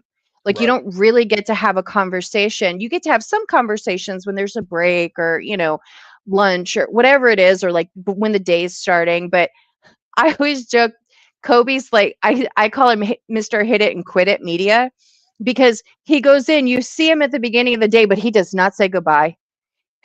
You're like, True. wait, won't Yeah. Kobe leave? Yeah. Like you're looking for Yeah. him because you go to say goodbye to like your people when you leave, and like I'm the last person there most of the time. Hell yeah. It's just I didn't like, even know he was could, showing up. He came to oh Pantera yeah, for the October event. Like Hannah knew. yep, And again, I don't run any of the media stuff, so that's all sure, there. And I see a guy pull up on track, and I was like, you ain't drifting that thing. He's like, no, I'm Callaway Visuals. I was like, oh shit, like get up on the track, man. And shout out to him. He put the footage out there from Pantera with the drone footage. I mean, yeah, we're talking. tons of likes and shares, and like his talent is Yeah. amazing. So yeah, he's a good Him, one. Mike Pilkerton, and Sam. Send it, Sam. They're Yeah, like, well, and there's one that I don't know that I like his work. The MoFly guy. His work is just, it's just super clean. yeah, And but I find the difference in how each of them shoot is interesting because Kobe likes to stay up kind of high and back for like multiple reasons. One of those is he doesn't want to annihilate a drone because they're expensive, especially when you build them yourself. sure. And then Mike, man, Mike and Sam will get down behind a freaking tire and just run with the car. And Yeah, I'm like, yeah. I want to be that cool. Like, I just Hell yeah. like, I want to do drone shit. How do I do drone shit? That's right. Do you know Max Dorsey? You ever heard of him? It sounds familiar, but I'm not getting a visual. So all hmm, the RTR footage that was shot at the Drift Mansion place, that was Okay. Max. Okay. A lot of RTR stuff is Max, and then T Pain, like their whole setup. Okay. That's Drone Guy. Max, shout out to Max. If Max ever watches this, man, I love you. That's my mom's like favorite person on the planet. He is OG AMA media, and Max was Okay. our drone guy in like 2020, 2021, and Max is just top. There's so many more people. Eric is another one, but like Eric and Max both, Yeah. they like came out, and that's why I said like we were so. That's why I asked you media question before. It's like I'm so fortunate that I get to go to events and I don't have to like look for media. And it sounds very first worldish. So like I don't want to sound like arrogant or anything, but like I get to bring some of like the coolest people that have Yeah. shot some crazy stuff. My buddy Scott, he was at FD for a while, so like these Mhm. guys I get to go with and go hang out with events and stuff. And they're like, "Hey, you driving Yeah. today?" I'm like, "Yeah." They're like, "We're gonna get you shots." I'm like, "Yes, this is great." So I get to look good. So, and Right. Hannah too. Like Hannah, I'll confidently say that if Hannah truly wanted to, I could see Hannah being sponsored by somebody like a Sony or Canon or something like that. She is, Mhm. and again, it's my sister, so like I'm gonna root for her always. But talent Sure. level wise, like there's very few people that I've seen that have started where she started from and quickly got into like this side of media and Yeah. just kill it. You know what I mean? And then she also does weddings and all this other stuff, and like it's shit I can't figure out. I just press a button and I'm like, okay, that works out. It's cool. I So I turn weddings are the thing that I turn down the most. And really, it's they interesting. they're the thing that people ask me for the most, that and family photos. Yeah, And I am not built for them, and I own the fact that I am not built for them. I will edit a wedding. I'll edit a wedding all day long, but I do not want to go shoot one.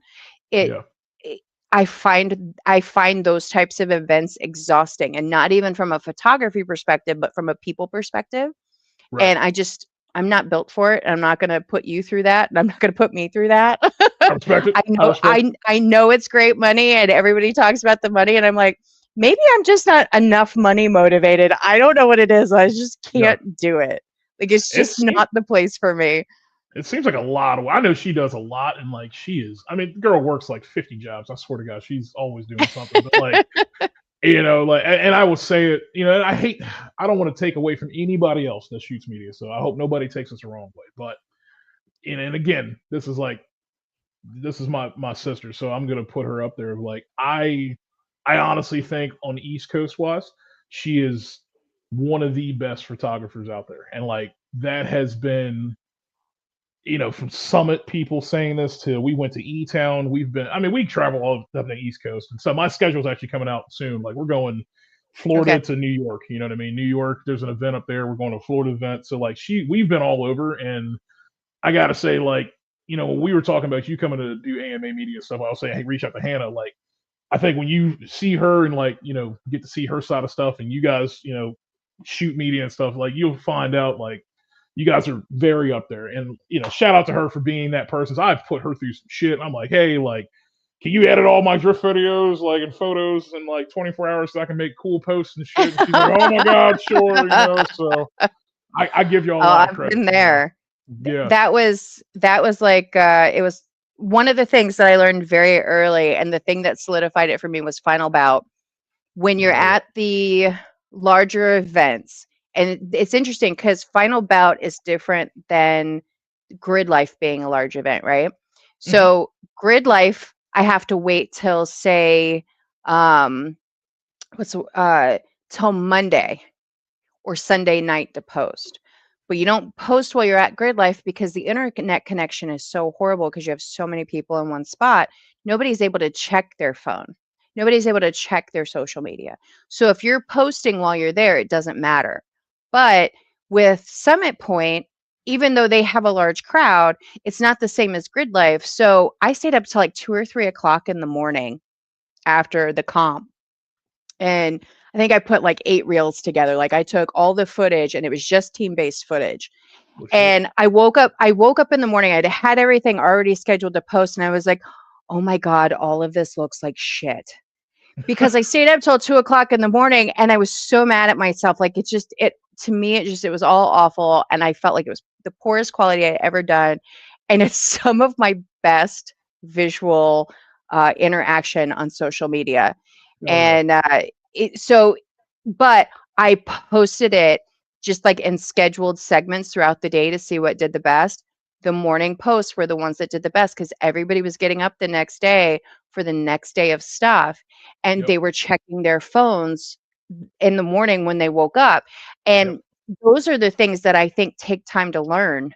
Yep. Is are y- are you shooting for social media? Are you shooting for yourself? Are you shooting for a team? Are you shooting for media? What is it you're shooting for, so that you then know what to do with the information? Because if I had put it out 2 days later, it still might have done okay, but I don't think it would have done as well. Right. Understanding And the algorithm's important there.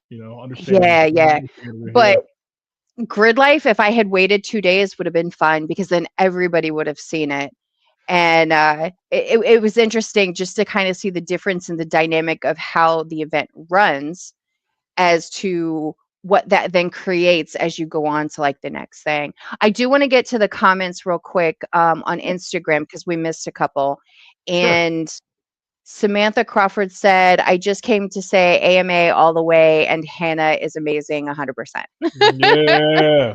Thank you. Hell yeah. Hell Let's yeah. I see. appreciate that. Travis said, Travis, did you mean Home Depot or did you actually mean Ho Depot? I can't. Whoa. Whoa, brother. Whoa, brother. he Yeah. said he said Backy's behind a Ho Depot is crazy work. Hey man, I was a lot younger back then, man. Whatever happened happened. That's crazy. Uh, Holy shit. Cody is. They were talking about the safety and the cages and who had cages. Let's see. Yeah. Let's see.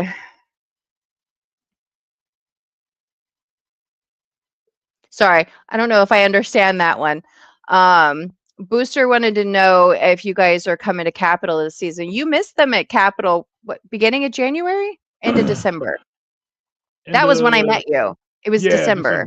December. December. Yeah, Yeah, it yeah. was I December. I think I'm gonna come out. Hannah's still finalizing my schedule between Hannah and I go over a lot of my stuff with my girl Cheyenne and stuff, and like she's got her son and I got my daughter and stuff, so we got the kids and stuff, so we try to plan around like a lot of stuff that we got to do and things. So we're still finalizing the schedule, but I plan to be at Capitol at least one event. There's a comp event that I learned about that they're gonna do. Okay. Um, I'll you be know, curious to see how that goes. yeah, I ain't Because gonna, that yeah, I hate the comp events with a passion. They are my least favorite thing. Now, as I say that, I understand why they're necessary. I understand why they happen. And I yeah, think because it's not like Formula Drift. Like, I did go to Formula Drift when I was down in Orlando, and that's definitely a lot of fun to watch in person, hands sure, down.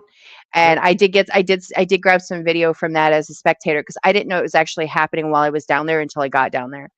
And so it wasn't something to where I could try to apply for media. And then I got to thinking about it. I'm like, do I really want to even try? Because some of the bigger events, you actually have to either be a media outlet, which technically I could be considered depending on who's looking, or you have to be working for a media, or you have to be working for a driver to be able to have the access. Yep. So I Yep. just didn't even bother. And comps seem to change because sometimes you don't get enough people for the comp. Everybody, there's no rule book for comps, so the comps are different. Like everywhere I've been, like there's some consistency, but not really. And then who's judging? And then are they doing the one more times? And I'm like, they're so exhausting from a media Yeah. perspective because you're doing, yeah, okay, we're doing the next one. Okay, we're doing the next one. Okay, we're Yep. doing the next one. I'm just like, final bout would probably be the only one that I would intentionally go back to because final bout was just so much fun, partially because they had such a huge spectator draw Yeah. that you got the spectator vibe, along with the fact that you had teams that were actually put together teams. Like Yep. that was a lot of fun to watch because shit happened. You know, Yep. somebody ran into somebody ran off the road. Like it was kind of cool. I know we're not supposed to be okay with that, and I know we don't want that to happen, but That happened. Yeah. it's still kind of entertaining sometimes because you go, oh, like everybody like does the thing because they hurt for the person, and the Yep. person's fine because they have a caged car. It's Yep. fine.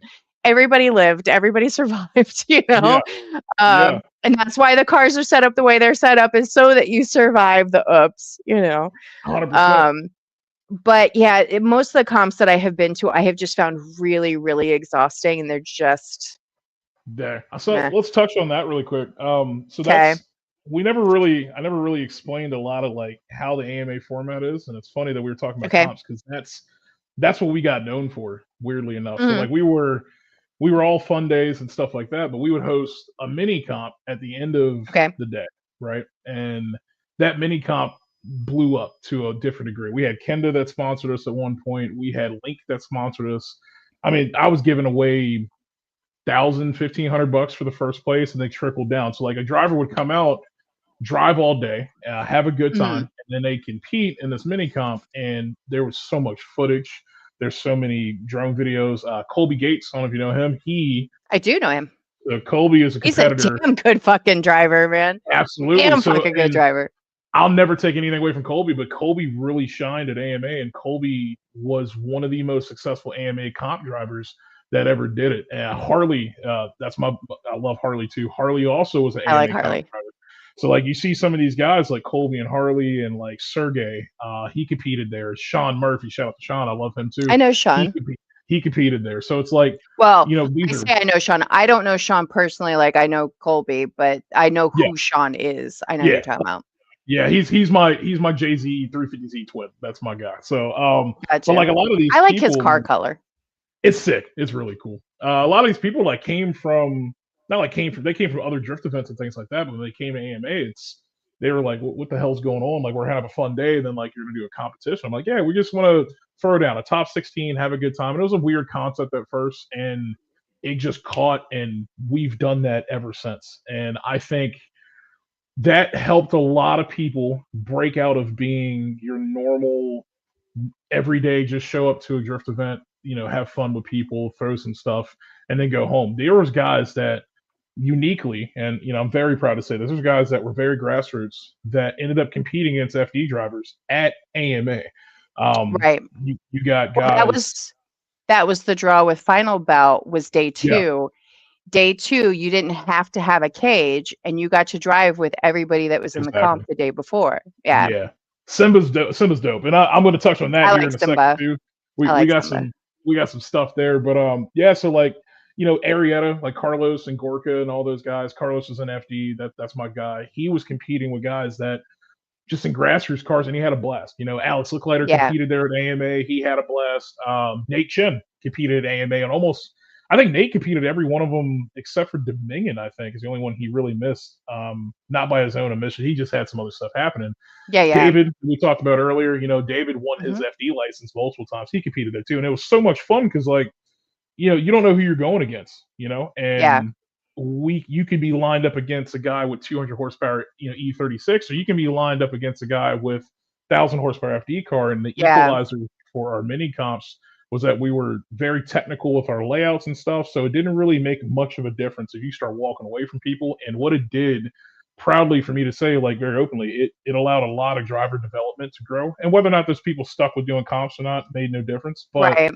they were a lot more confident leaving out of there. So I'll leave it at that because I think you would enjoy an AMA event because it's what you like from final bout comps, but it's Okay. also what you like from normal drift events. So when I say like we did things differently in a sense, like the vibes were always different than other things, and that's because of Mm. my mentorship from Yoshi and Brian, all these other really great people that I've got a chance to work with and know.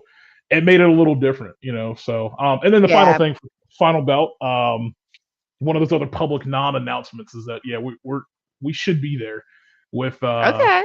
yeah, I'm gonna say the AMA Motorsports Drift Team is back for 2026, Okay. I and like it.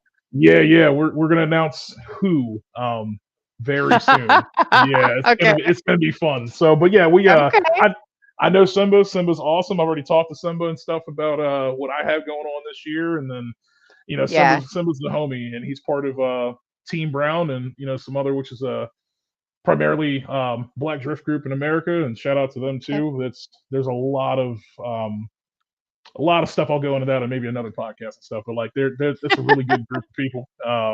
And yeah, so I told Simba that we're going to be out there, so we're going to come out and support him Okay. too. So we should be a final bout this year. So Yeah. So Final Bout was interesting because Final Bout wasn't on my radar last year until right before the event happened. Because that's one of the drawbacks sometimes with Summit Point is if it's not Summit Point sanctioned, it doesn't necessarily come from Summit Point. So unless you come across it on Motorsports Reg or something hits your feed, you don't necessarily know something's happening. sure, And Ryan, as we talked about earlier, Ryan Downey, he was working the event from the Drift Nirvana side. And that was kind of a last minute thing. And usually Ryan's like, hey, you want to go? I'm like, all right, I'm down. I was like, I don't have media for it. I applied for it, but I found out later I always sit through the driver meeting no matter what, because I want to hear what's said to the drivers because it helps me when I'm in the infield as well too. It also helps me to know what they're supposed to do. I actually had that work in my favor as a passenger because we had a driver who didn't make the driver meeting like he normally does because he had an issue with the car. So he's working on the car, got the car teched, but missed the meeting. Well, I was like, we went and did something. I'm like, I don't think we were supposed to do it that way. And sure enough, as soon as we came back around, the track worker was like, so hey, bud, we're not doing it that way today. don't And he do goes, that, right? Yeah. oh, my bad. Oh But shit. I just got lucky enough that a couple of people hadn't shown up. I happened to be in the driver meeting, and of course, Ryan. He's like, "So hey, Dantas Media, can we get her one of those?" And I'm like, "Oh," and I'm over here like, "Look, because what is his name? His name's Max, right? I think his name is Dorsey. Max. Yeah, that does. He The, did final belt drone stuff too. okay, so is that the Max that you were talking about then? Has a Subaru Okay, WRX and everything. I'm almost no, no, sure he was no. there. So Yep. I'm talking about the media guy. So there was the media guy that was handling Final Bout. I feel like Yeah, his no, name was Max as well.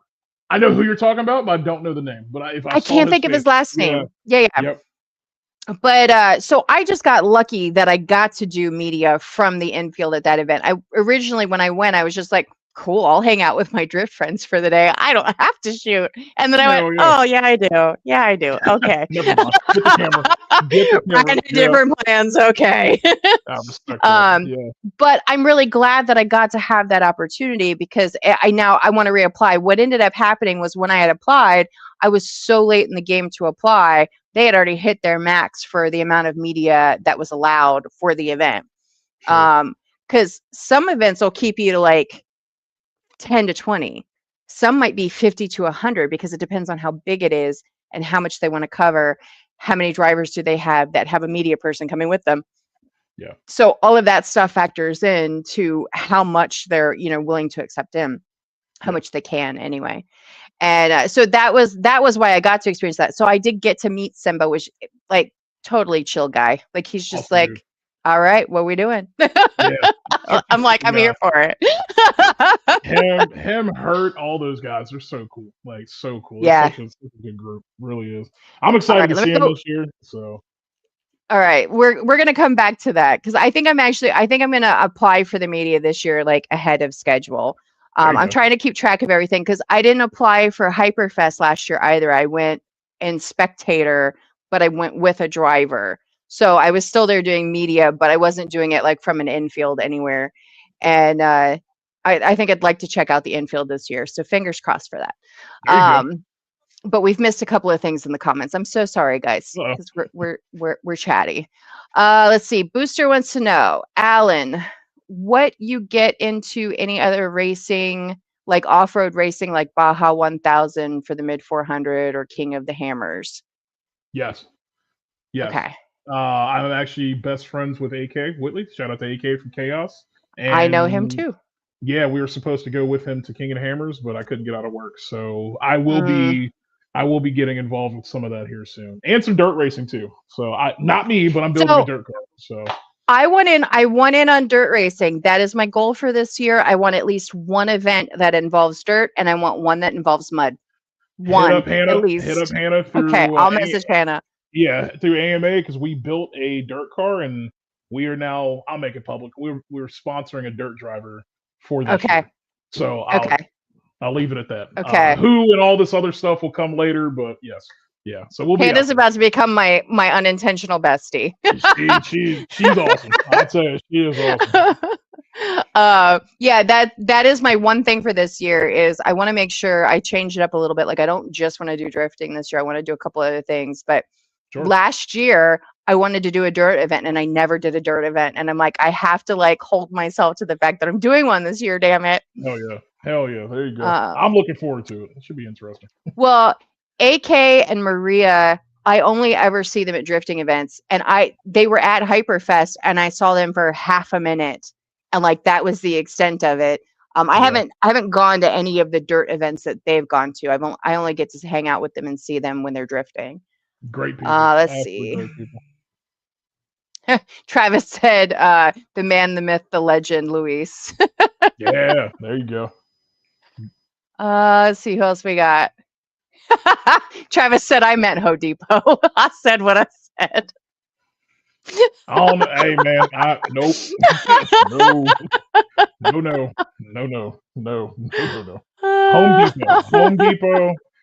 Nah, ain't none of that shit over here. We're good.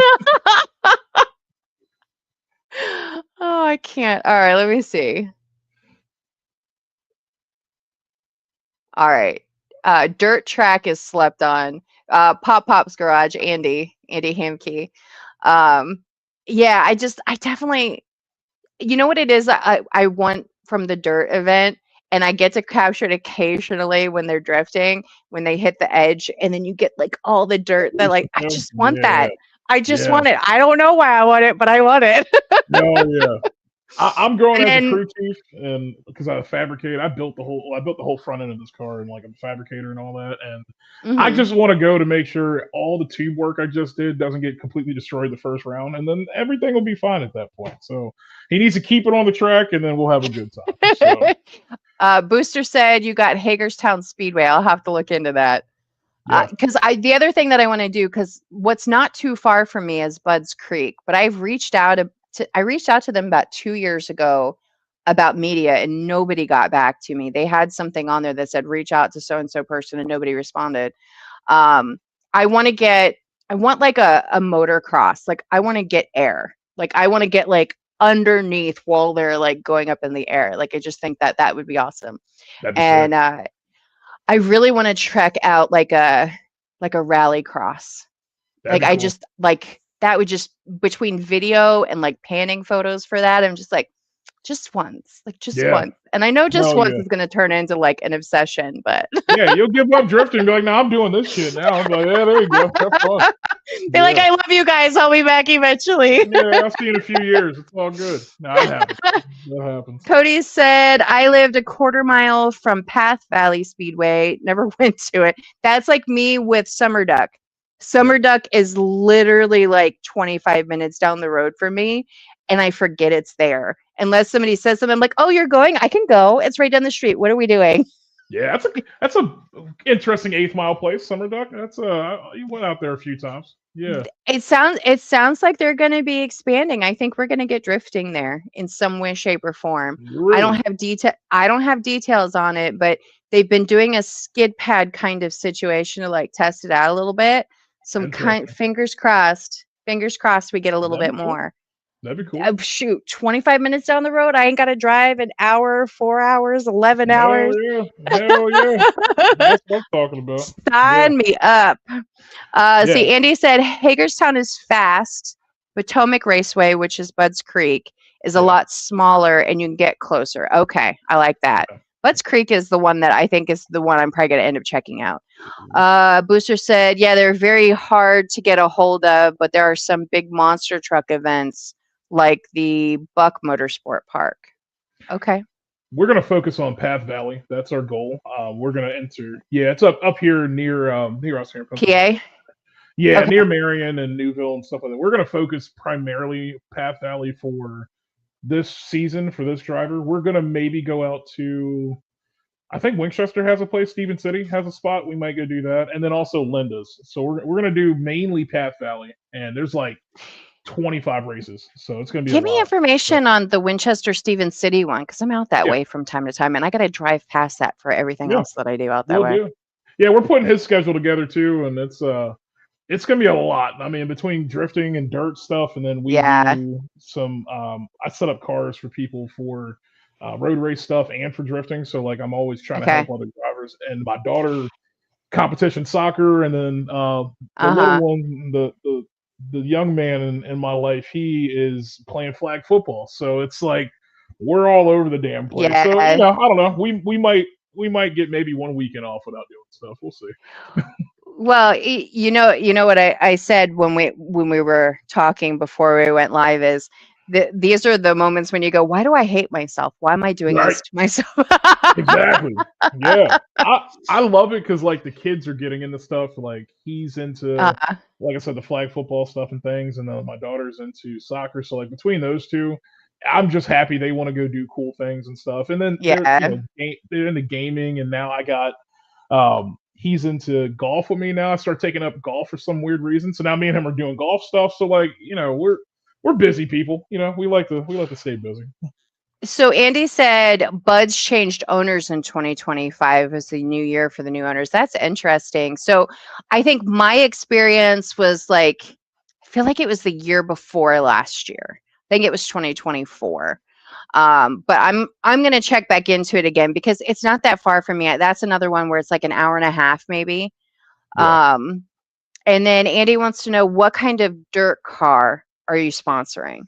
Um, basically built it, but yeah, we'll go with sponsor too. Yeah, it's a Thunder car, so he's in the Thunder car series. It's a 4-cylinder Okay. series, and then we are building. I don't know how much of his information I could put out there, but we are building another higher chassis for him to do a different series as well. That's getting a Okay. ton of fabrication work. Much bigger engine, and that's got to stay under wraps until I can go public. But yeah, Sure. Sure. so he's gonna get some seat time in the Thunder Car series, and then we're gonna see how it works out. I think ultimately, I know his goal is to get into sprint car stuff and do some Okay. other things. So who knows where we might be at? I don't know anymore. We're all over the damn place. But yeah, for right now, Yeah, it's I get Thunder it. Cars, and Thunder Cars primarily are at Linda's and like Path Valley. So that's where we're gonna focus a lot of his time at. So Okay. yeah, A- yeah, Andy said he sponsors two SCDRA cars. those are sick. He wants to I sponsor a have no drift clue car. I what that got is. one for him. So yeah, hit my inbox, man. I'm actually doing my livery right now. Hit me up. Let's talk. Got to shoot my Well, shot somehow. and Andy drifts as well too, but he doesn't drift with a cage because he says he likes to drift with the homies. I'm Although, with if I were Andy, aren't you changing that? I feel like I saw something where you were going to be putting a cage in something. I don't know if that's in the black car or not. That's Um, Pop Pop's garage, right? That's that Andy. yeah, Yeah. yeah, So like I swear I've talked to him before, like through Facebook and stuff, and like we all probably. have so many mutual friends, and I don't think I've ever met him unless we met at VMP a while ago. We may have met at like a VMP event for US Drift. If not, and one of these days we'll have to meet up because there's so many people like, oh, you should talk with him and get him, and I'm like, oh yeah, cool, I know of him, but yeah, just like everything else, Yeah. you know a million people, but you never get the chance to meet them. So Yeah, Andy's another one of my favorite people because, he lets me hop in the passenger seat and just do ridiculous things. So oh yeah, when we were at DoryCon, like a lot of my footage was between him, Devin, and Cam, because we had a couple of Cams, if I remember correctly. And it's nice to know that you have drivers that you can safely hop in the car with, because I can't hop in the car with just anybody, because exactly, not everybody is at a level that's safe for me to be in the passenger seat. exactly. Um, and that's not something I have to worry about when I'm in the car with Andy. Hell yeah, Andy said, "Yeah, I need to do a cage, but I love having a street car." respect. I And, respect him saying that. That's good. Hell yeah, uh-huh. And he said for sure. He says, "I don't think." He's like, "I don't think we've met." good. We Um, need to. We need to change that. That'd be fun. yeah, Yep. but it's definitely. I will say, like from like my own personal experience, I think one of the things that really keeps me going and keeps me showing up is really the people. Yeah. Because it's one of those spaces where the majority of the people are really supportive, Yes. and it makes it a space that you don't hate being in. Yeah. Because a lot of the drifters used to do drag, and they didn't like the culture, they didn't like the attitude or how they were Yep. treated, how they were spoken to, and they left drag to do the drifting because everybody can just kind of show up, and Yeah. nobody really cares as long as you're not doing dumb shit. And if you are doing dumb shit, listen, that's the reality of it. I agree. So, um, I know that I'm willing to try just about anything, and I think this year I've had a lot of people ask me why I don't drift, and I can't afford it. That's the reality of it, is I can't afford it. It's expensive if you Yeah. really want to get dialed in. You can do it cheap, and then those are all the people that you complain about. So I don't want to hear it. But Yeah. Yeah. I had my time. Yeah. Yeah. well, I think what I'm going to do this year is, I think my goal for this year, especially, and we're at the beginning of the year, so we can talk about goals. I think my goal for this year is there are things that I want to try, kind of like talking to you, like I want to try the rap. I want to try it at least once. Because I do the media stuff already, all I have to do is toss a video camera on, and we can talk about it. I can promote the other person. I can get the experience. I think I'm going to do the same thing with drifting. I've had a couple of people offer me a car to Nice. practice or learn in. Um, whether that's, HPDE or like a 101, like drift learning, whatever. And Yeah. I'm like, you know what? It's interesting because it's one of those things where maybe I'm lacking. So my car background is just illegal street racing when I was younger. So I drive fairly well. I won't say I'm the best driver out there, but I drive fairly well. And I think I could pick it up. I don't know how long it would take me, but I think I could pick it up. And I'm like, there's no harm in like paying to go to one learning event, videoing it, and if I never do it again, that's fine. At least I had the Yeah. experience, and at least I can talk about it. I agree. Um, you know what I mean? And like, there's a lot of things that I could do that. Like, I could do that with road racing as well. I remember another thing I went to Ryan with, it was he did one of those, what are they called? The enduro road racing kind of things at Dominion. So there was just Yep. like a team of 5 of them, and they just swapped out between 2 cars, and they kept running. And do you know how hard it is to make road racing look sexy? Like, it is not easy. It's I just believe not it. easy. I believe it. Yeah, Ryan's dad's been. I think it's his dad that's been doing that shit for years. Like Ryan's dad's Well, been. so Yeah. they both have done so many different like types of racing and Yeah. types of mechanic work and building and fabricating. Like, I want to do a documentary on both of them, because the Yeah. amount of stuff that they have done that nobody knows that they have done is crazy to me. It's Yeah. just It's crazy to wild. me. Let's see. Andy said drifting is expensive as fuck. He says, I'm going to chill a little bit this year and focus on my drag car. That's just as expensive, I sir. was gonna say not much cheaper, but yeah, that's cool. Hell yeah. There you go. Well, I was gonna say real quick before you go further. Like, luckily for you, there's so many like ways for you to learn if you want to get into drifting. You know, I know we touched on it a little bit, but I have my own thing. I'm starting this year for. I hate saying the word like instructing because like putting a word like It's instructor fair. behind, you know, it Yeah, gives you a level of responsibility that you have to own up to. But sure. like, I'm gonna have private like school day of like 10 drivers and 10 people that want Okay. to learn. So that's coming. And then I know Chris DeBoard, who you're going to have on soon. I know he's got his I own love track him. now. He's awesome, right? And I know he's going to do his own He thing. So he's one of those guys, like, his personality just makes my heart happy. yeah, he's amazing. 'Cause I love Chris. he's such a vibe as a human. He's Yeah, such a vibe, and he had stuff happen that he very much handled with grace, which was really impressive to me, yeah, and, not everybody would have handled what he went through the way he handled it. From what I can tell, and I don't know all details, but from what I can tell, yeah. he handled it very well. Super professional. Yeah, that guy's awesome. So I mean, Yeah, you know, you got between him or myself, and then also Drifter Vana, they do a 101 school day that's they amazing do. too. So Yep. you got three solid options that you know Yeah, hit us up. You know, come out and learn, and it'd be a good time. Drifting's fun. It's you being around it forever. You know, it's just, it's nothing yeah. else like you know. So I think you should definitely do it. That'd be a good time. Cody said Lemons. I didn't get to go to Lemons because it was happening at the same time as, what was it, Feiner Fright? And I'm kind of bummed about it because they don't do a media pass for Lemons. And I was Interesting. really sad about that because I was like, how do I get in for media? And it doesn't that basically they don't really do media like a lot of the other events do. And actually I think that's starting to become a little bit more common, which is sad. I reached out, was it the SCCA, I think, is doing is it a rally cross? I think it's a rally cross. I think they're using Shenandoah for it. But I reached out and I said, hey, I don't see that you guys have a media option. How do you handle that? And he said, we had things happen and we don't do that anymore. And I'm like, that is so sad, but thank you for following up. Like, I Yeah, just, it's like it only takes one person to ruin shit. And I hate that. I hate it. I agree. And for anybody who doesn't know what Lemons is, it's supposed to be like Le Mans, but the parody version of it, like your car is supposed to be ridiculous. It's still supposed to be safe, but it's supposed to be ridiculous. Um, oh, we have Kevin Stewart with us. School days were fun at MIR. He says, I can't teach, but plenty of drifters love coaching and giving pointers. At least you own it. You know what I mean? Hell yeah. Hell yeah. Yeah. I remember I was out at MR with Kevin. I don't think it was like a school day. I think it was just an event that he had and stuff. And Yeah.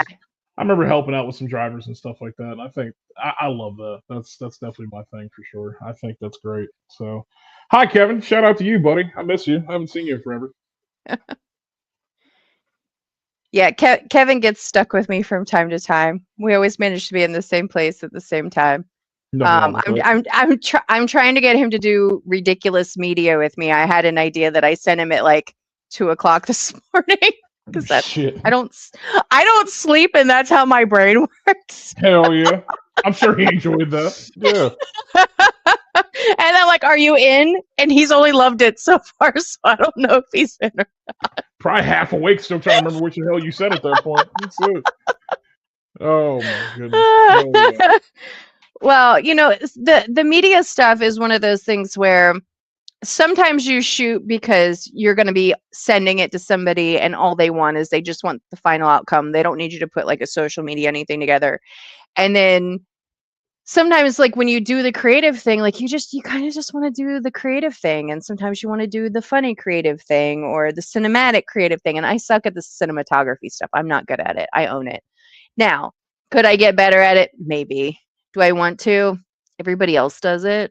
You know what I mean? So it's like Right. sometimes it's just like you don't want to do the thing that everybody does. Like you want to do something that looks different. Sure. And sometimes that's hard. Like even with the drifting, like there's only so many places you can put a camera and hope the camera makes it back. Like it's just Yeah, you're not wrong. Yeah, I see because people sometimes the camera doesn't make it back. I see people trust some really expensive equipment on cars. I'm like, good luck with that shit. I wouldn't be doing that if that was me. Well, So it's funny. Like I don't trust suction cups. And I know there are some that are very well built and very well made, but I don't trust them. And when Paul and I were talking, we kind of talked about it because he'll use a suction cup on the inside. mm, He's terrified to use one on the outside. But don't what a blame lot him. of people will do with the suction cups is they tether. So they'll attach the cameras somewhere else on the car with a cable so that if it makes a break for it, they don't necessarily lose it to the ground. It still might get damaged by hitting the car in some way, shape, or form, but they're less likely to like lose the whole camera. That's Uh, smart. I like magnets. Magnets and clamps, like you can like really lock them down, and it's like those are the things that I've trusted the most, that or holding it. I would much rather would much and like Summit Point hates it. Like they don't want you to have anything like on a selfie stick. But how I handle some of like the really fun footage that I have, I can get at the smaller tracks. At some point in time, like I almost want to put a waiver together to be like, look, I want to do the thing. I know the risk. Can we sign this? Right, right. But Yeah, so what I do is I actually put a clamp on the base of the selfie stick so I can hold the base of it with this hand and then I can hold the selfie stick here. With the 360 camera, I can get all the way out in front of the other car if we're doing a tandem, where I can pull it in so that I can have it like on the driver and still have whatever's happening at the window without having it out the window. that's crazy. So like there's a lot of things that can be done, and most of my best work is actually from the passenger seat. And that's the thing I like doing the most, but I can't do everything at every track. And depending on the event, depends on if I can get tandems, because there's literally no point in me passengering if there's no tandem happening, because social media doesn't care. They only want to see the action. Yeah, Um, so it's like that's where that balance comes in, because it's like, sure, I can hop in, but what am I doing with the footage if somebody's not paying me to hop in the passenger seat if it's just a single car? right. Like Andy just commented, I'll get to that in a second, but with I hopped in with Andy while we were at Dominion for the one drift event that I made it to for Dominion this year. And like I had the 360 cameras, so like I could do kind of fun things with it, but it was just him and me in the car. Now he liked it because he could see all his hand movement from one of the ones that I did, because I could do the whole like wide view. But I Yeah, mean, outside of that, like nobody really cared that I put it together. You know what I mean? Like it yeah, wasn't the slow drift tire and smoke all close up. And I'm just like, yep. but guys, we keep doing that. I Yeah. know 2,000 people like it, but I'm so tired of looking at it. It's fun though. So tired Yeah, of that's looking at it. tandem's definitely a party. That's for sure. Oh, I love Yeah. tandems. Andy said, "Are the AMA Panthera events going to have media passes? I've never been." Well, sir, we talked about that at the beginning of this segment, and you missed it because you were late to the party. Yeah. We can readdress it. At the moment, Okay. things are applications for media and stuff is on a pause at the moment for some information. We got to figure some stuff out just to cover it super fast. And we'll address that on the AMA Facebook page and stuff on what could be occurring and stuff. So I don't want to go too far down that rabbit hole, but I will say, regardless of anything, yeah, there should be media if everything works out the way it needs to work out. I can't tell you how much or anything. That's not my decision. That's a decision that solely relies on Hannah and insurances. And again, the problem with a facility like this is that it's not spectator friendly and it's not people friendly. There will never Yeah. be spectators at that event series ever. It can't happen. We won't have it happen. So it's very driver only. And there won't be a million people for media. So it's going to be very selective of who gets chosen, not because we want to do it that way, because we have to do it that way to keep everybody Yeah. safe. If somebody goes off and there's nowhere to protect people, so we have to build Yeah. our own protection there. So but again, that there's so much else going on right now that just hit us in the last 48 hours that we had to figure some things out before we go any farther, but we'll get Yeah. to that at some point. So And he said I missed all the good stuff. I had shit to do. it happens. That happens. Andy, Andy, the live actually goes as a video on YouTube when I end it. So it'll be a whole video to look at. And then I do a trimmed down version. I trim the front and the back half of it for the podcast version. So you can go back and get all the juicy gossip details. There you go, buddy. Um, and he said, for sure, I get that. Yeah, well, Yeah. kind of like we mentioned before, because somebody was asking, is it has to have that exclusivity, because we've talked about Drift Appalachia on here before with like Yeah. other people, media and drivers, and I have a hard time sometimes when things are exclusive and not inclusive, but there are things that have to be exclusive from a skill set level and a safety level. If you don't have the skill set because the safety isn't inclusive to everyone, you have to be exclusive. There's no way around it. Yeah. Yeah. It's I don't want anybody hurt. We've Yeah. never been like that, even to our Shenandoah days. Safety, Yeah. EMS, all that stuff is priority one for us. I don't again, Sure. I'm not a host that gives a shit about money. I'll be transparent with everybody here, including yourself. I've never made money from a drift event. Period. I believe that actually. I believe that Yeah. a lot of the people that I have talked to that have hosted stopped hosting because Yeah. they were losing money. Not I because lost they were tons. breaking even, but because they were losing money. Yeah, I'll be transparent. The last one we just did, even there, I lost a couple $1,000. I Yeah. mean, it is what it Well, is. yeah, because what most people don't realize is that to host the event, you already know how much you have to pay the track. That's not any other expenses included. Like if you have a staff and whatever you have to set up and pay for. Exactly. And if is the track covering your EMS, or do you have to cover your EMS? Yeah. And so a lot of times you've paid for it before anybody decided whether they were showing up or not. So yeah, I Exactly. understand completely. And actually that's what Kevin just said. He said it's a struggle.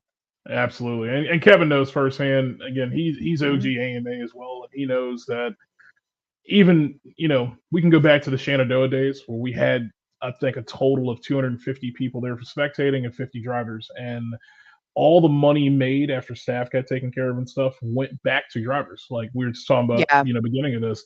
If you came out and spent $100 to drive AMA that day, you got entered in the comp for free, didn't have to pay anything extra, yeah, and won $1,500. It didn't come from Shenandoah. It yeah, came from us. It came out of my pocket. yeah, And same thing with Dominion and stuff. So, but I don't do it to try to make a profit, to try to quit my day job and any of that stuff. I do it strictly because I want the community to grow. And why not? There's so many other, I don't want to say everybody's not doing it. There's a lot of hosts I know that do make really good money from doing stuff like that. sure. And they're not putting it back into the program or into their drivers. I can't stand behind that. I care about my drivers more Yeah, than I care about myself, so that's a flaw I have, but I love it. So it's just one of them I things. get that. I get that. I was talking to a gentleman, and his name escapes me at the moment, but I checked out one different event at Shenandoah. I think it was the year before last, where it was like the legends and like the little cars, and it just like a NASCAR style oval situation, and they're Yeah. just going around and around in a circle. I probably won't ever do that again, just so we're all clear. Unless they're just like really cool cars that I want to take photos of. Like it's kind of like what some of the comps have been for me. It's just boring just Yeah. to like be standing there going around and around in the circle, which I think is why drifting has always been so appealing, is there's something actionable visually to look Yeah. at. And you know what especially if you've been in the passenger seat, you know what the skill set looks like too. Yeah. Um, but that one was a little tougher for me. I did it. I edited photos after. I had video, but again, it's hard to make it look sexy. And that's what social media wants. They want the cool thing that happened. They want something that like makes them want to drool over it, whatever. Yeah. But the gentleman who was hosting it, and God, for the life of me, I can't remember his name, but he's in California. He's based in California. I think he does like real estate or something. And this is like one of the things that he does, to offset expenses. And that was kind of the gist of the conversation was anything with motorsports is about advertising. Yep. You're spending the money there to advertise so that you can potentially make that money in sales somewhere else. It's not the event that's making you the money. It's the fact that you're putting yourself in front of people to hopefully get them to the product that you sell so that that's the thing that you're selling. And from a business perspective, you can expense all of it so that you got less income for the year so the IRS doesn't come for whatever you profited. And it's Yep. so crazy to me, some of the things that exist. And sponsorship doesn't look the same anymore either. Just like photography and videography doesn't look the same any longer. You know, our world is so weird. Like there's just some days where I'm like, I Yeah. fucking hate it here. Yeah. Yeah. It's tough. It's definitely tough. You hit it on the head, 100%. You know, Yeah. it's expenses, and then yeah, I'd rather lose a little bit there and have a good time Yeah.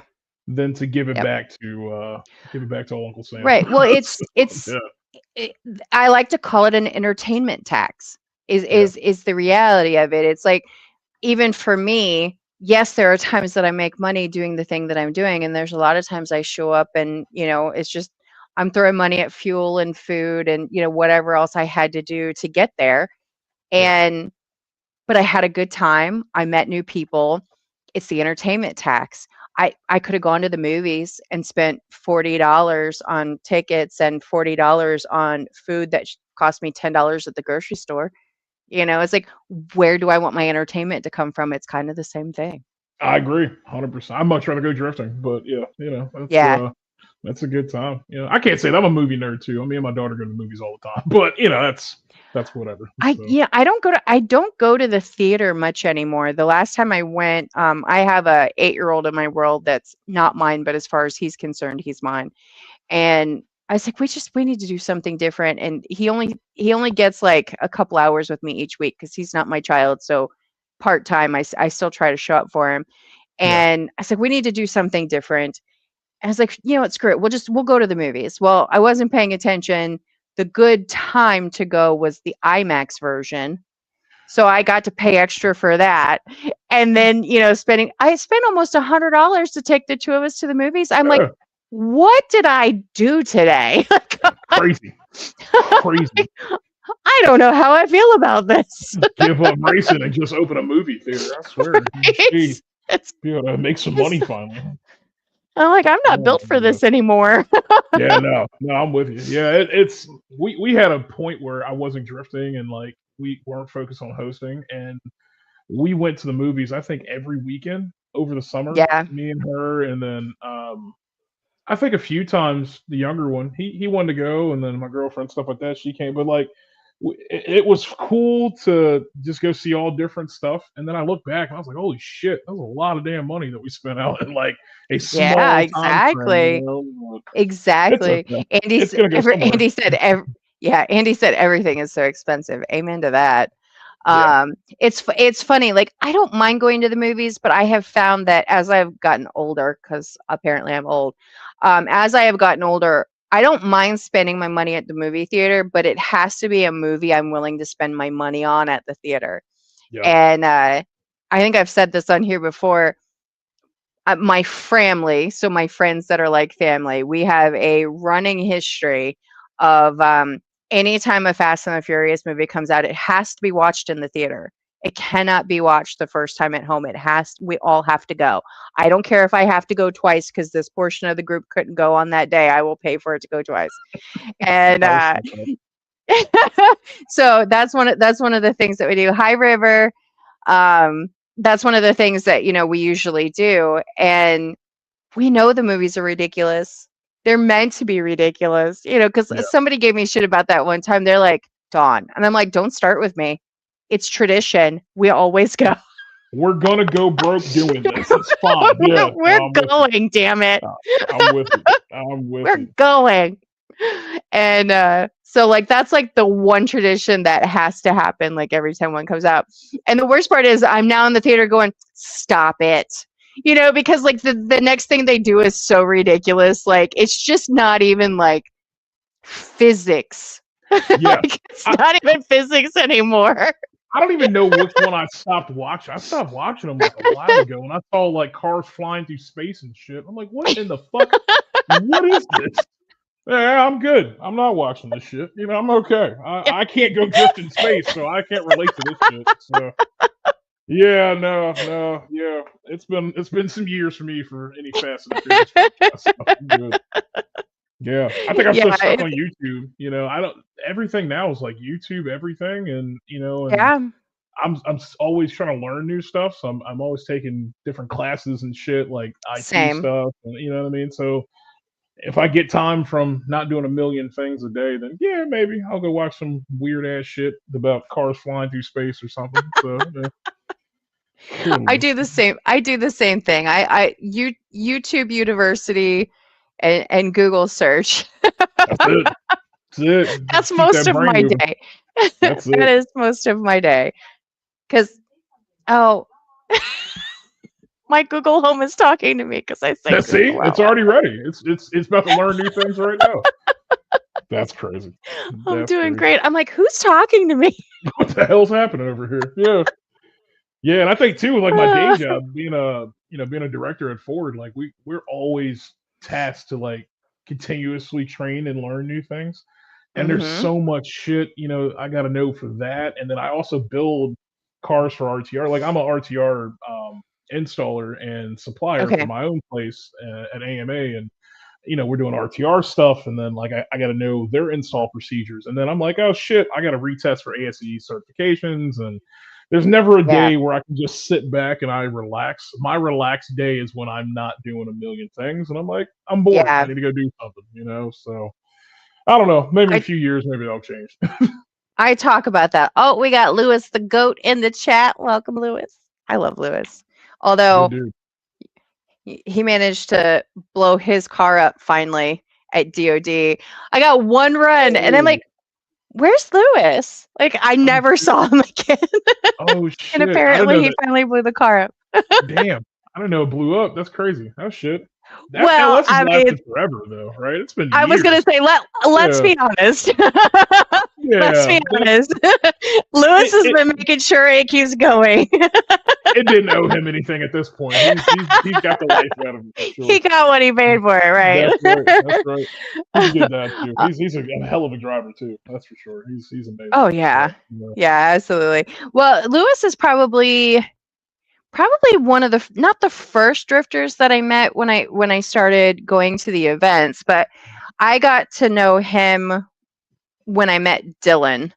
And I need Dylan to drive again this year. Dylan McGumber. He stripped his Nissan down, and I was like, "Oh, dude, you went for it."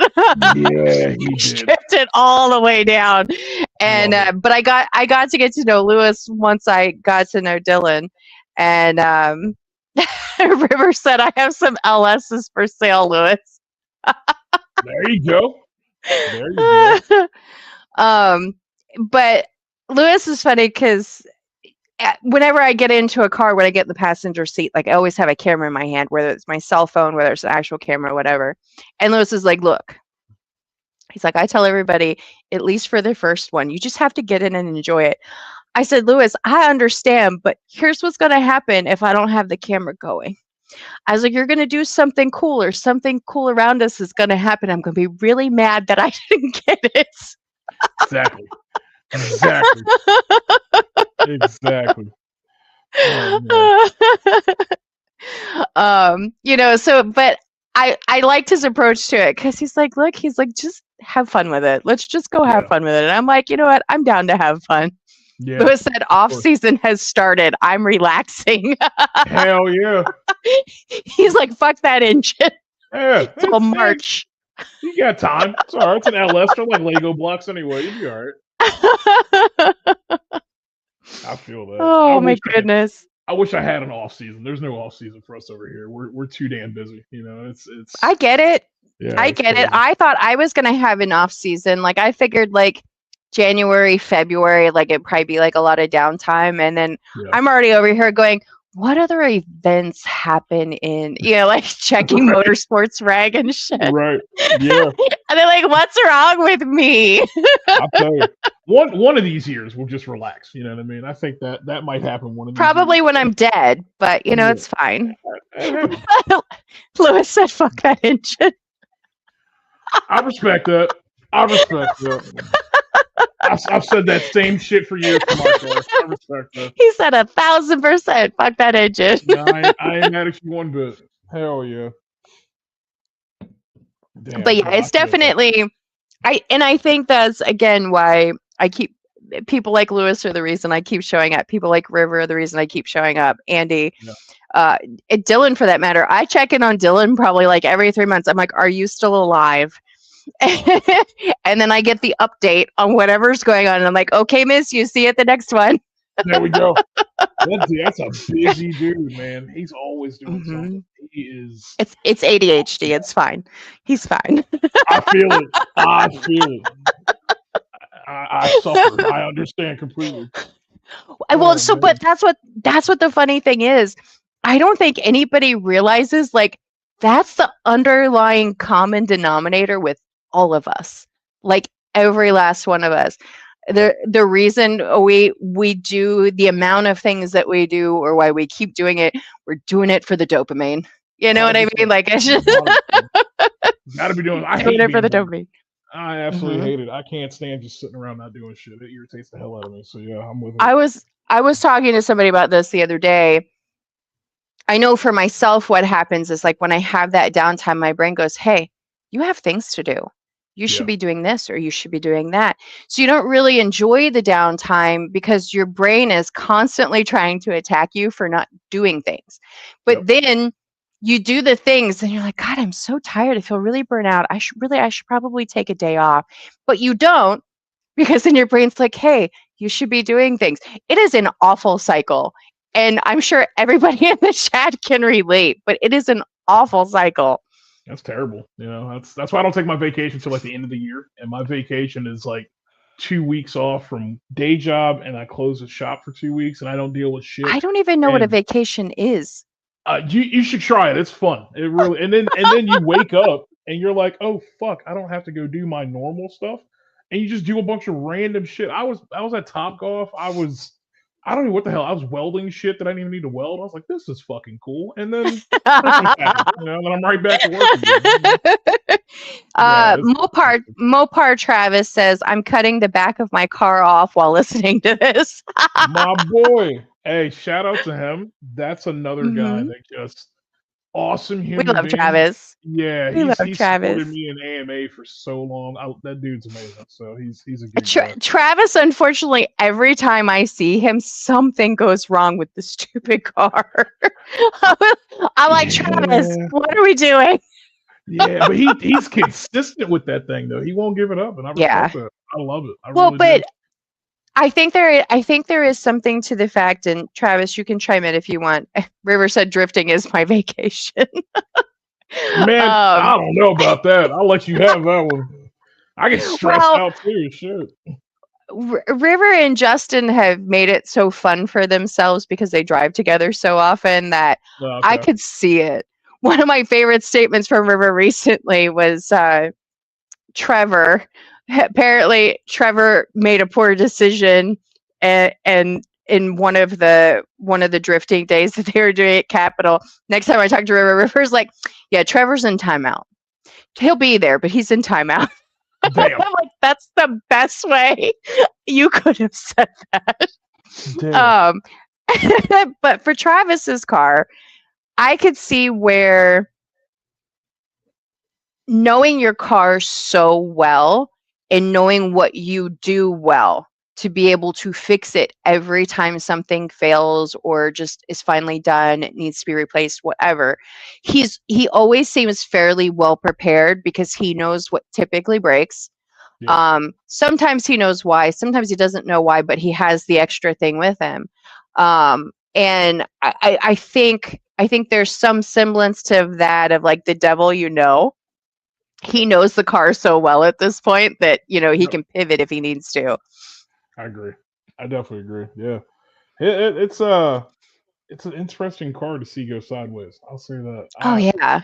Yeah. Well, it's funny. I met Travis, Kylie, Justin Napier. I don't know if that's how he pronounces his last name, but I met them all at the same time at Summit because they were coming as iron slides, old iron slides or sides or something like that. Okay. Yeah. And so basically, because they all had very similar cars, there was another gentleman, the one with the truck. I can't think of his name off the top of my head. Love his truck. Um, Travis said had it for 20 years this August. That's how long he's had that car. My man. Hell yeah. Um, Hell yeah. but so like I got to meet them kind of like all in one shot, which was kind of cool because you look at Travis and then you look at Kylie's cars and you're like, it's the same car, but it's not the same car. And then Justin has a Monte Carlo, but his car is very dialed in as if it were like almost like a NASCAR car, like with the seats. You have to get in and out through the windows. You can't get in and out through the doors. I wasn't even sure I was going to accomplish that, but I did get in and out of the car. Respect it. I respect it. David, that's who it was. David Luffill. He had the truck. Like he's just got one of like those sexy patinaed old school trucks. Like when you see it, you're like, fuck yeah, sling it. Like when you see him. Drift Week, I think I saw his truck.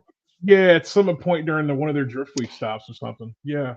Yeah, cool. Well, so I don't remember if it was Faint or Fright was the first round when I met everybody like last year. But yeah, Old Iron Slides is what it was. They were just kind of like collectively coming together. Brian Brewington, everybody was like all in one spot and then everybody ran. Like it was really great. That's actually, interestingly enough, it's probably a toss up between that video and my final bout video of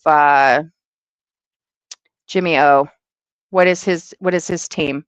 Oh, Front Street. Yeah, Jeff Stonebeck. So those two videos, I think, are my highest viewed, highest interaction. I think that the video with Travis, Kylie, and Justin had something like 11,000 likes or something on it. Like it's a ridiculous number. But it was just one of those things where because you don't see those vehicles drifting often, it was just like everybody's like, fuck yeah, you're like muscle car, old car. You know? That's unique, that's for sure. I don't get how the hell they spin those damn things around. It's so crazy. Big sedans and shit, and I see them. I'm like, it's literally a yacht with wheels. Like, there's no damn way I'm sliding. Yeah, it's crazy. A land boat essentially. Absolutely. It's just like swinging a boat. And Travis, was it you who did the burnout pit at Hyperfest? You did the burnout pit and hit the wall, if I remember correctly, with the rear end. Like that rear end has taken so much damage at this point. I remember that video. I'm doing that. Oh shit, that's cool shit. Well, that's to say. I mean, I just respect it because there's no way I'm driving something that long and that big and doing what they do. Hats off to them. There's no way. I'm good. I'm a big dude with small cars. I'd rather just drive that shit. I'm not doing that. Oh my God. It's definitely interesting, especially like if they're close to a wall in some way, shape, or form. Like there's part of you that's like you're waiting for it. You're like, nope, they made it. Yeah. Like wall riding a fucking 14-foot long car is insane, or 18 feet, however long it is. Yeah, crazy. Shout out to those guys. Travis said it's all the fun. He says, I've tapped a few walls. It happens. Absolutely. It happens to everybody. And and honestly, even for Hyperfest, the burnout pit for Hyperfest, Brandon with Jenny the Boat, he did the burnout pit for that adventure as well too. And I'm like, again, I don't think you realize how small this is, the burnout pit, by comparison to the size of how long those vehicles are. And you're just like, okay, so Travis is 17 foot. If I remember correctly, I think Jenny is 20 foot. I think, because I remember we were talking to Kylie at one point in time, and the links were very similar, but he was just barely a little bit longer. So I think he's a little closer to 20 foot, but I'll have to double check with him. He's one I should bring on for a live so he can talk about Jenny the boat. Like I really Yeah, should. He's one I definitely need to bring on.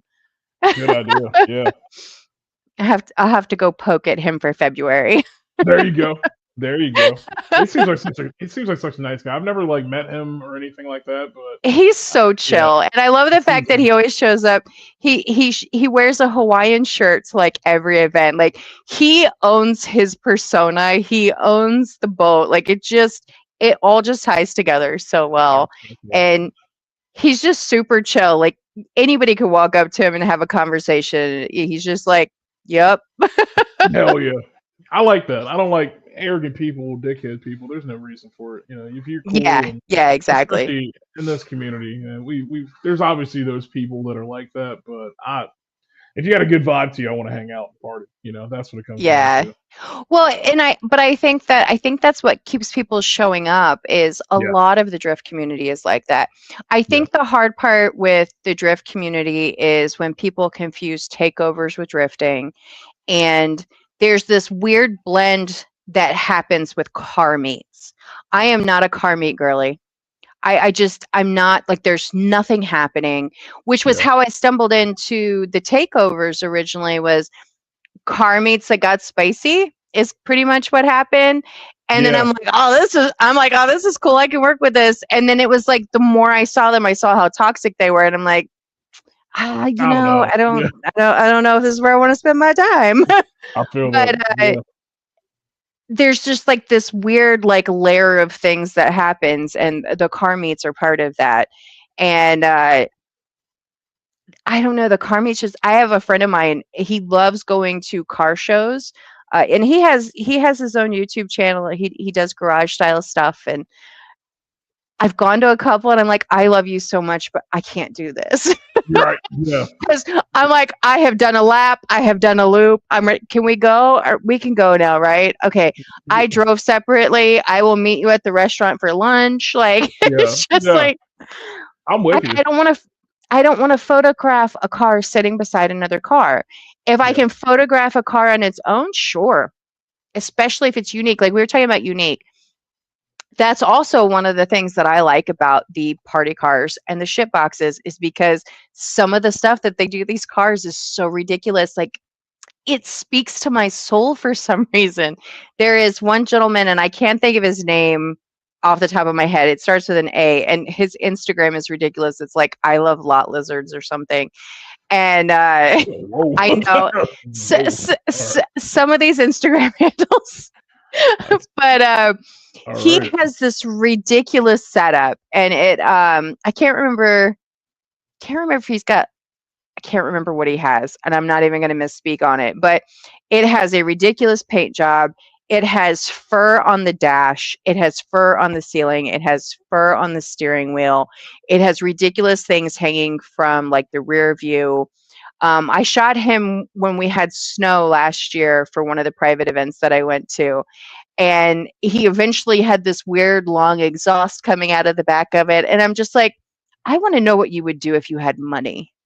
You know what I mean? Like, Right. like, if he just had an unlimited budget, I would love to know what he would do with it because it was just so amazingly ridiculous that I Yeah. love it. It's one of my favorites. Not because of the driving and the drifting, but it's just such a ridiculous The car. creative part of it. Yeah. No, I respect that. Yes, Yeah, I yes. respect that. But it it kind of also goes to I appreciate supercars. I do. Like I appreciate them and what they can do and what they can accomplish, but they feel like a dime a dozen because they're all manufactured the same way for the most part and they all look the same. I would much rather I would much rather photograph a Travis or a Kylie where they have this old school car that has weird adaptations or modifications or a funky paint job or whatever it is. I don't care. I'm way more interested in that than I am in like a current supercar that is the same color red, every Corvette that's the same color and the same setup. Like, Yeah, I respect that. okay, It's like it's great that you had the money to go buy the expensive car, but what makes it special other than the fact that it has all the setup? Now, Right. you take the older thing and give it all the things the supercar has, sign me up. I want to know about it. You know what I Yeah. mean? Like it's just that level of creativity and process is I think what I appreciate the most about some car people. Like they just like the things they come up with. And I am not technical enough with cars. Like I always love when the guys are like, yeah, the E34 with the blah blah blah engine and the hydro whatever. And I'm like, I love you so much that you think I know what you're talking about right now. Yeah, that's us for sure. I feel that.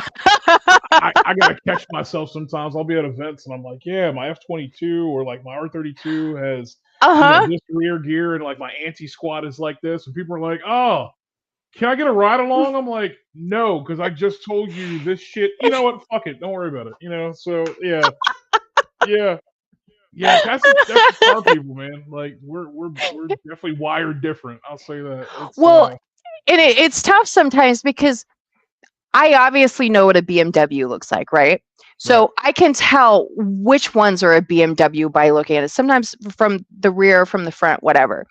I don't know the difference between an E34 and an E36. And my favorite thing is they're like, yeah, the silver E36 with the blah blah blah swap, whether it's an LS swap or whatever it is. And I'm like, again, what does it look like?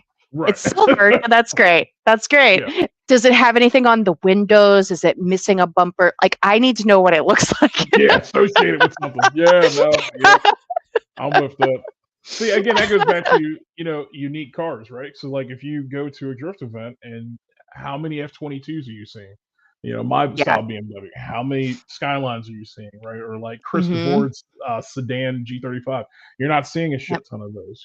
So it's like I think that's what makes drifting also so cool, and is regardless of your level of where you get to, there's Yeah. still such a creative mindset that kicks in that you don't want to be it's so cookie cutter. I mean, there's only so much you can do for Yeah. a car before it looks like something else. But that's what I respect, regardless if you're grassroots, pro am, pro, FD, DMAC, wherever the hell D1 makes no difference. Even D1 Sure. cars, like my inspiration for building drift cars comes from that early 2000s, like JDM stuff with D1 and stuff like that. So I love cars that are functional, but they look incredibly low, big wide body kits, things like that. That's just what I grew up to love about drifting, and that does separate me from somebody else at that point. So it's Yeah. everybody's got their own flavor, but I can, I love when I go to an event and I'm like, oh shit, there's Jimmy because he's got this, or there's me because I Uh-huh. got this, So Yeah. yeah, no, yeah, I feel it though. But the technical side of shit, like I'm like that all the time. Like I could talk for hours about why my car's doing what it's doing, and Uh-huh. some people get it, some people don't, and I'm like, okay, cool, all right, I'm gonna go drive. The the hard part is I am always happy to learn, right? Like I'm Right, always happy to learn, but that like you can't always learn in every space. Like you don't right, have the time to learn it, which I think is why I want to take a different approach this year with the like doing more of like the vlogging portion and talking to people is, right, you know, you don't know what you don't know until somebody mentions it. And I love the aspect of learning about people, which is kind of like what I mentioned about Ryan. Like him and his dad are a whole ass documentary of like motorsports history. They really yes, are. yep, And but nobody knows that unless you're fortunate enough to be close enough to them to be able to have that time to have those conversations. Nobody knows that. I agree. And I that's why I think my approach is gonna be a little different this year, which is tough because when I go to the track, I'm like, must capture everything, like Right, you're right. like you're trying to get video and photos of everything that goes past you the entire time. And I went, wait, I didn't get any B-roll. I didn't take any photos of people. Damn it. Next time. Yeah, And next yeah, time. yeah. I think that's a good approach. Yeah, and you're right. They do have a crazy story, and me being They fortunate enough really to be with do. them for such a long time, and I was Yeah. around way back there when I was a teenager and stuff. Like the shit that I saw from like the Nissan, and then like Ryan had I think it was a 280Z, or no, a 300ZX, his green one, way back in the day. It used to be a different color. I Hmm. think even before it was green. Like he was road racing that damn thing and then going to drift it. So it's Yeah. cool. Talented family. very Oh talented yeah, family. So 100%. 100%. yeah, Well, they're both the type of people where you can explain what's happening with your car very generically, and they'll be like you can tell they're processing, and they probably already know the answer to solve your yeah, problem. exactly, Like, exactly. I wish I had that superpower, sir. It's it's not all it's cracked up to be. That shit sucks because then you get phone calls from people. Alan, my car's doing this whooshy noise. What the hell is it? I don't fucking know. I'm not in front of it. You know? Yeah, yeah. Well, and Never then advertise there's a lot of everything. Good. yeah. Well, and then there's times where like when we're talking about like what the cars look like Travis, the other Travis, talking about changing up the color of the car. There was Right. one event that I was at. I finally met Devin, so another one, Yo Hot Boy on Instagram. I'm just Okay. like, you guys in these Instagrams, I can't. All right. I had finally met him in person. He'd been one of my Instagram friends for a while, but I finally met him in person. I didn't know he had more than one car. There's this really pretty car on the track once it gets dark, and I'm like, fuck yeah, I love that. And then I find out it's Devin's, and then I'm like, Devin, I didn't know that was you. And then I also find out he brings it out like once a year. That's it. Like that's the baby. It comes out maybe once a year if you're lucky. And I'm like, can you call me next year and just let me Yeah, put me on the schedule. I want to see it. Hell yeah. Hell yeah. Yeah. but that happens so often. It's like, the paint changes, the wrap changes, they add a decal, whatever it is. And then you're like, oh, I didn't know that was you, bud. Sorry. Because maybe you Yeah. didn't capture that car. Because once you start to know people, you start to capture their cars more because you want to support your person. Yeah. You want to support your friend. And it just 100%. like, it's like changing clothes. It's like changing outfits like several times a day. Sometimes I'm like, guys, I just need you to let me know what you did. Hell yeah. I think I like that though. Like I got to the point where like the Skyline got very well known, just like my 350Z, and people knew like, oh shit, he's here. Like I'm gonna go drive, and like I'm not famous and all that weird shit or whatever, but it's like shit. Like I know Alan's coming. Like let's go, let's have a good time. I know my friends will be there, and like that's my car. And then now like I showed up to DOD with the BMW, and I posted on Facebook and stuff, and people saw like I the car and still shit. have no clue what beam. Are we talking about the white one at The Capitol? white one. Yeah, yeah, that one. Okay. Right. Okay. Okay. So I show up and like, I saw my buddy Dustin Miles and a couple other people and things. I'm like, oh shit, we didn't where's your car? Like, like is your Skyline here or shit? And I'm like, no, it's that white BMW all in the front. They're like, that's you? I was like, yeah. They're like, what the fuck? So it's like I like that shit too, because it's like, I don't really I love showing up and not everybody knowing like, oh hey, that's him in a different car and stuff. Plus it also challenges me to drive different stuff. I got five Sure. different drift cars Sure. going at any point, and I want to be able to hop in all five of them and go do different style of driving. So Yeah. it's cool. It's cool. But I don't know, when I pop out and I got my helmet on and stuff and it says AMA everywhere, I guess they'll figure it out at that point. So Well, and it was interesting bumping into you at Capitol because obviously I knew your name because I had seen it with all the Pantera stuff that had come out, once it came out, because I yeah, didn't know who you were prior to that. And then when you said, I'm like, oh, I know who you are. I didn't know who you were standing in front of me, but I was like, oh, I know yeah, who you yeah, are. That's fine. yeah. I like that though. I don't want to just that ghost. You know what I mean?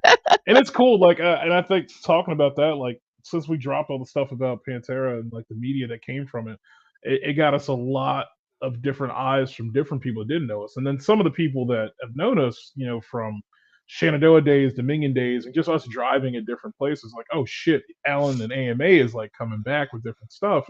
It's really Right. cool. Is we got like a different crowd that we didn't have before, and then we still got our OG crowd that we did have. So it's always Okay. fun, seeing comments and people are like, damn man, is this like a new thing? And we're like, nah, we've been around a long time. We just pop in and pop out.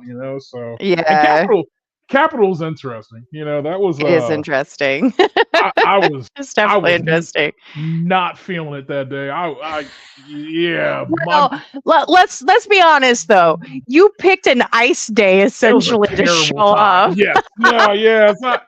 And again, the car's still like, so we're working with different companies for like development. Like I just worked with Okay. a new suspension company that just built me a different angle kit. So now we're offering their Okay. stuff here stateside. I got shout out to TDMI. They made Oh, I me know them. yeah, they made me custom coilovers for my car, and we're in development for some other stuff with that car and stuff. So like I have so much research and development stuff going on with the car and things. Like when I show up to like Capital, even like a DoD, I wasn't there for like picks or any of that shit. I was just there to test the car and like have a good time. And Right, right. DoD was awesome. I went through like 10 tires of DoD, so that was cool. So I knew like the car Yeah, could do things, but oh my god, like Capital is just I don't even say Capital. Like that event for me was just different, and yeah. I'm used to going to like events like my own stuff or like Summit or Chris's events or E Town, whatever, and like I'll be transparent with you. I've never in a driver's meeting, and I'm so glad I'm saying this because like this shit blew my mind. I've never in a driver's meeting ever in my life heard someone say, "Hey, well, this is Capital. Like we crashed. This is what happens." And my brain, I was like, "What the fuck did you just say?" Like me and my brother, my crew chief, we're standing there, and Christian Price was there. He's my media guy with Hannah and stuff, and he's like, Hmm. what the hell was that? So like it was just different, you know what I mean? It's like, everybody's got their Well, flavor, so so it's Ed, interesting.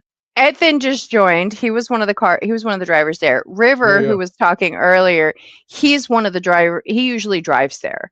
yeah, yeah. And I mentioned Justin. Well, they're both working on upgrading their cars at the moment. Sick. Just Justin had this like sad looking Lexus IS, and Okay. like I don't even know how the doors opened. Like the car is just impressive. But Hell yeah. he had a new chassis. He had a chassis waiting for the engine that was in this particular one, and that's what he's working on in the off time. Sick. And Capital is a big part of where they learned how not to kill each other, is the best way that I can put it. Okay. They learned how to Okay. drive well. They learned what hitting a wall felt like. So Yeah. that's kind of what they mean by it's Capital. Of course, you're going to Yeah. crash. It's a tight course. It's a small course. I like it from a media perspective because I can capture so much from like one position. Sure. Um, he said, Ethan says, no, we don't crash at Capital, never ever. So Yeah. I always give Ethan a hard time. I was like, you're so bougie Yeah. because Yeah. there's certain he's very big on definitely having the car look a certain way, and he's another one of mine where he changed the freaking color and it went from purple to the pink red that he's got going on it now. Oh, the But 350Z. yeah, Oh, okay. and Yeah. so, but he's one where I've bumped into him so many times and I've never hopped in the car. I've finally hopped in the car this last round. And it's interesting to see the dynamic at Capital because you get a huge dynamic on drivers because the entry is so inexpensive. A lot of people are willing to go learn there, which is where the Right. crashing portion comes in, is because it's a learner friendly track in a lot of ways. In other ways, it is not. Right. But because they can get the seat time for the price that they're paying, a lot of people will go, Sure. regardless of the fact that they could potentially hit a Jersey wall. The pavement's not amazing in every spot. Yeah. Um, and actually, the last car that I hopped in for the day, we ended up hitting the tires. The rear end of the car ended up hitting the tires because it started to ice. We had wet, wet, wet, wet, wet. Sun started to go down, temperature dropped. He's like, I should have anticipated that. I was like, look, it happens. We're both fine. It's not a big deal at the end of the day. It sucks that you got to fix the car. You got to pull the frame out. But at the same time, we're okay. Right. So that's what they mean by like the crashing thing. So, but I Yeah. get it. It We're was supposed to weird be for me. avoiding that. Yeah, yeah. I was like, oh, okay, cool. I just, and I think that comes from like me being a host too. It's like, Mhm. I've hosted tons of drivers meetings and things. Like, Yeah, I never heard that in a meeting, so I was like, all right, dope. So, and then like the layout thing, I was like, well, what's the layout? It's like, do your I thing, know. and I'm like, hey, I know. okay, That's why I so came to talk to you because I yeah, understood. yeah. You saw my face. I was like, what the fuck am I doing? So, but no, it's cool. That like, let me back up, and I don't want to say like I'm bashing and I hope I didn't come off like that. I'm not bashing on No, the no, not at all. facility or Not at like all. It's just the different. event. It's very Yeah, grassroots. It's very yeah. different. It was interesting, and then obviously just the weather itself was just shit, So I just Yeah. wasn't. That car wasn't That's what feeling I it. Yeah, that's what I meant. Like you pick like the worst possible day right, to try the right. track out. It was cool because it's like, oh yeah, come out for free. And then like we spent so much money to get there, and then I had my Mhm. I almost said the wrong thing. I had somebody come with me, right, who had another car, and Okay. we were there for a reason. I'll say that much. We were hoping everything would Okay. dry up some, and Okay. that event was going to be an entry clip for what's coming that we already spoke about earlier, Fair. right? Fair. So Yeah. we just finished his car, my car, and we were like, oh, we're gonna get some tandem, and we've tandem for Uh-huh. forever together. And when I went out for Uh-huh. the first lap, he literally just kept his car in the trailer. He's like, dude, I'm going home. I'm not crashing my shit today. I was like, dude, and my brother rode with me, and I remember initiating, and the car went way out, and I was like, okay, I can catch it. And then when I came around that tree turn, and I went even farther out, I'm like, this is crazy. I'm not gonna crash my shit. Mhm. So I told Yeah. myself after like 5 more laps, I was like, yeah, I'm a pack it on the trailer my damn self. I'm not doing that. So yeah, Yeah.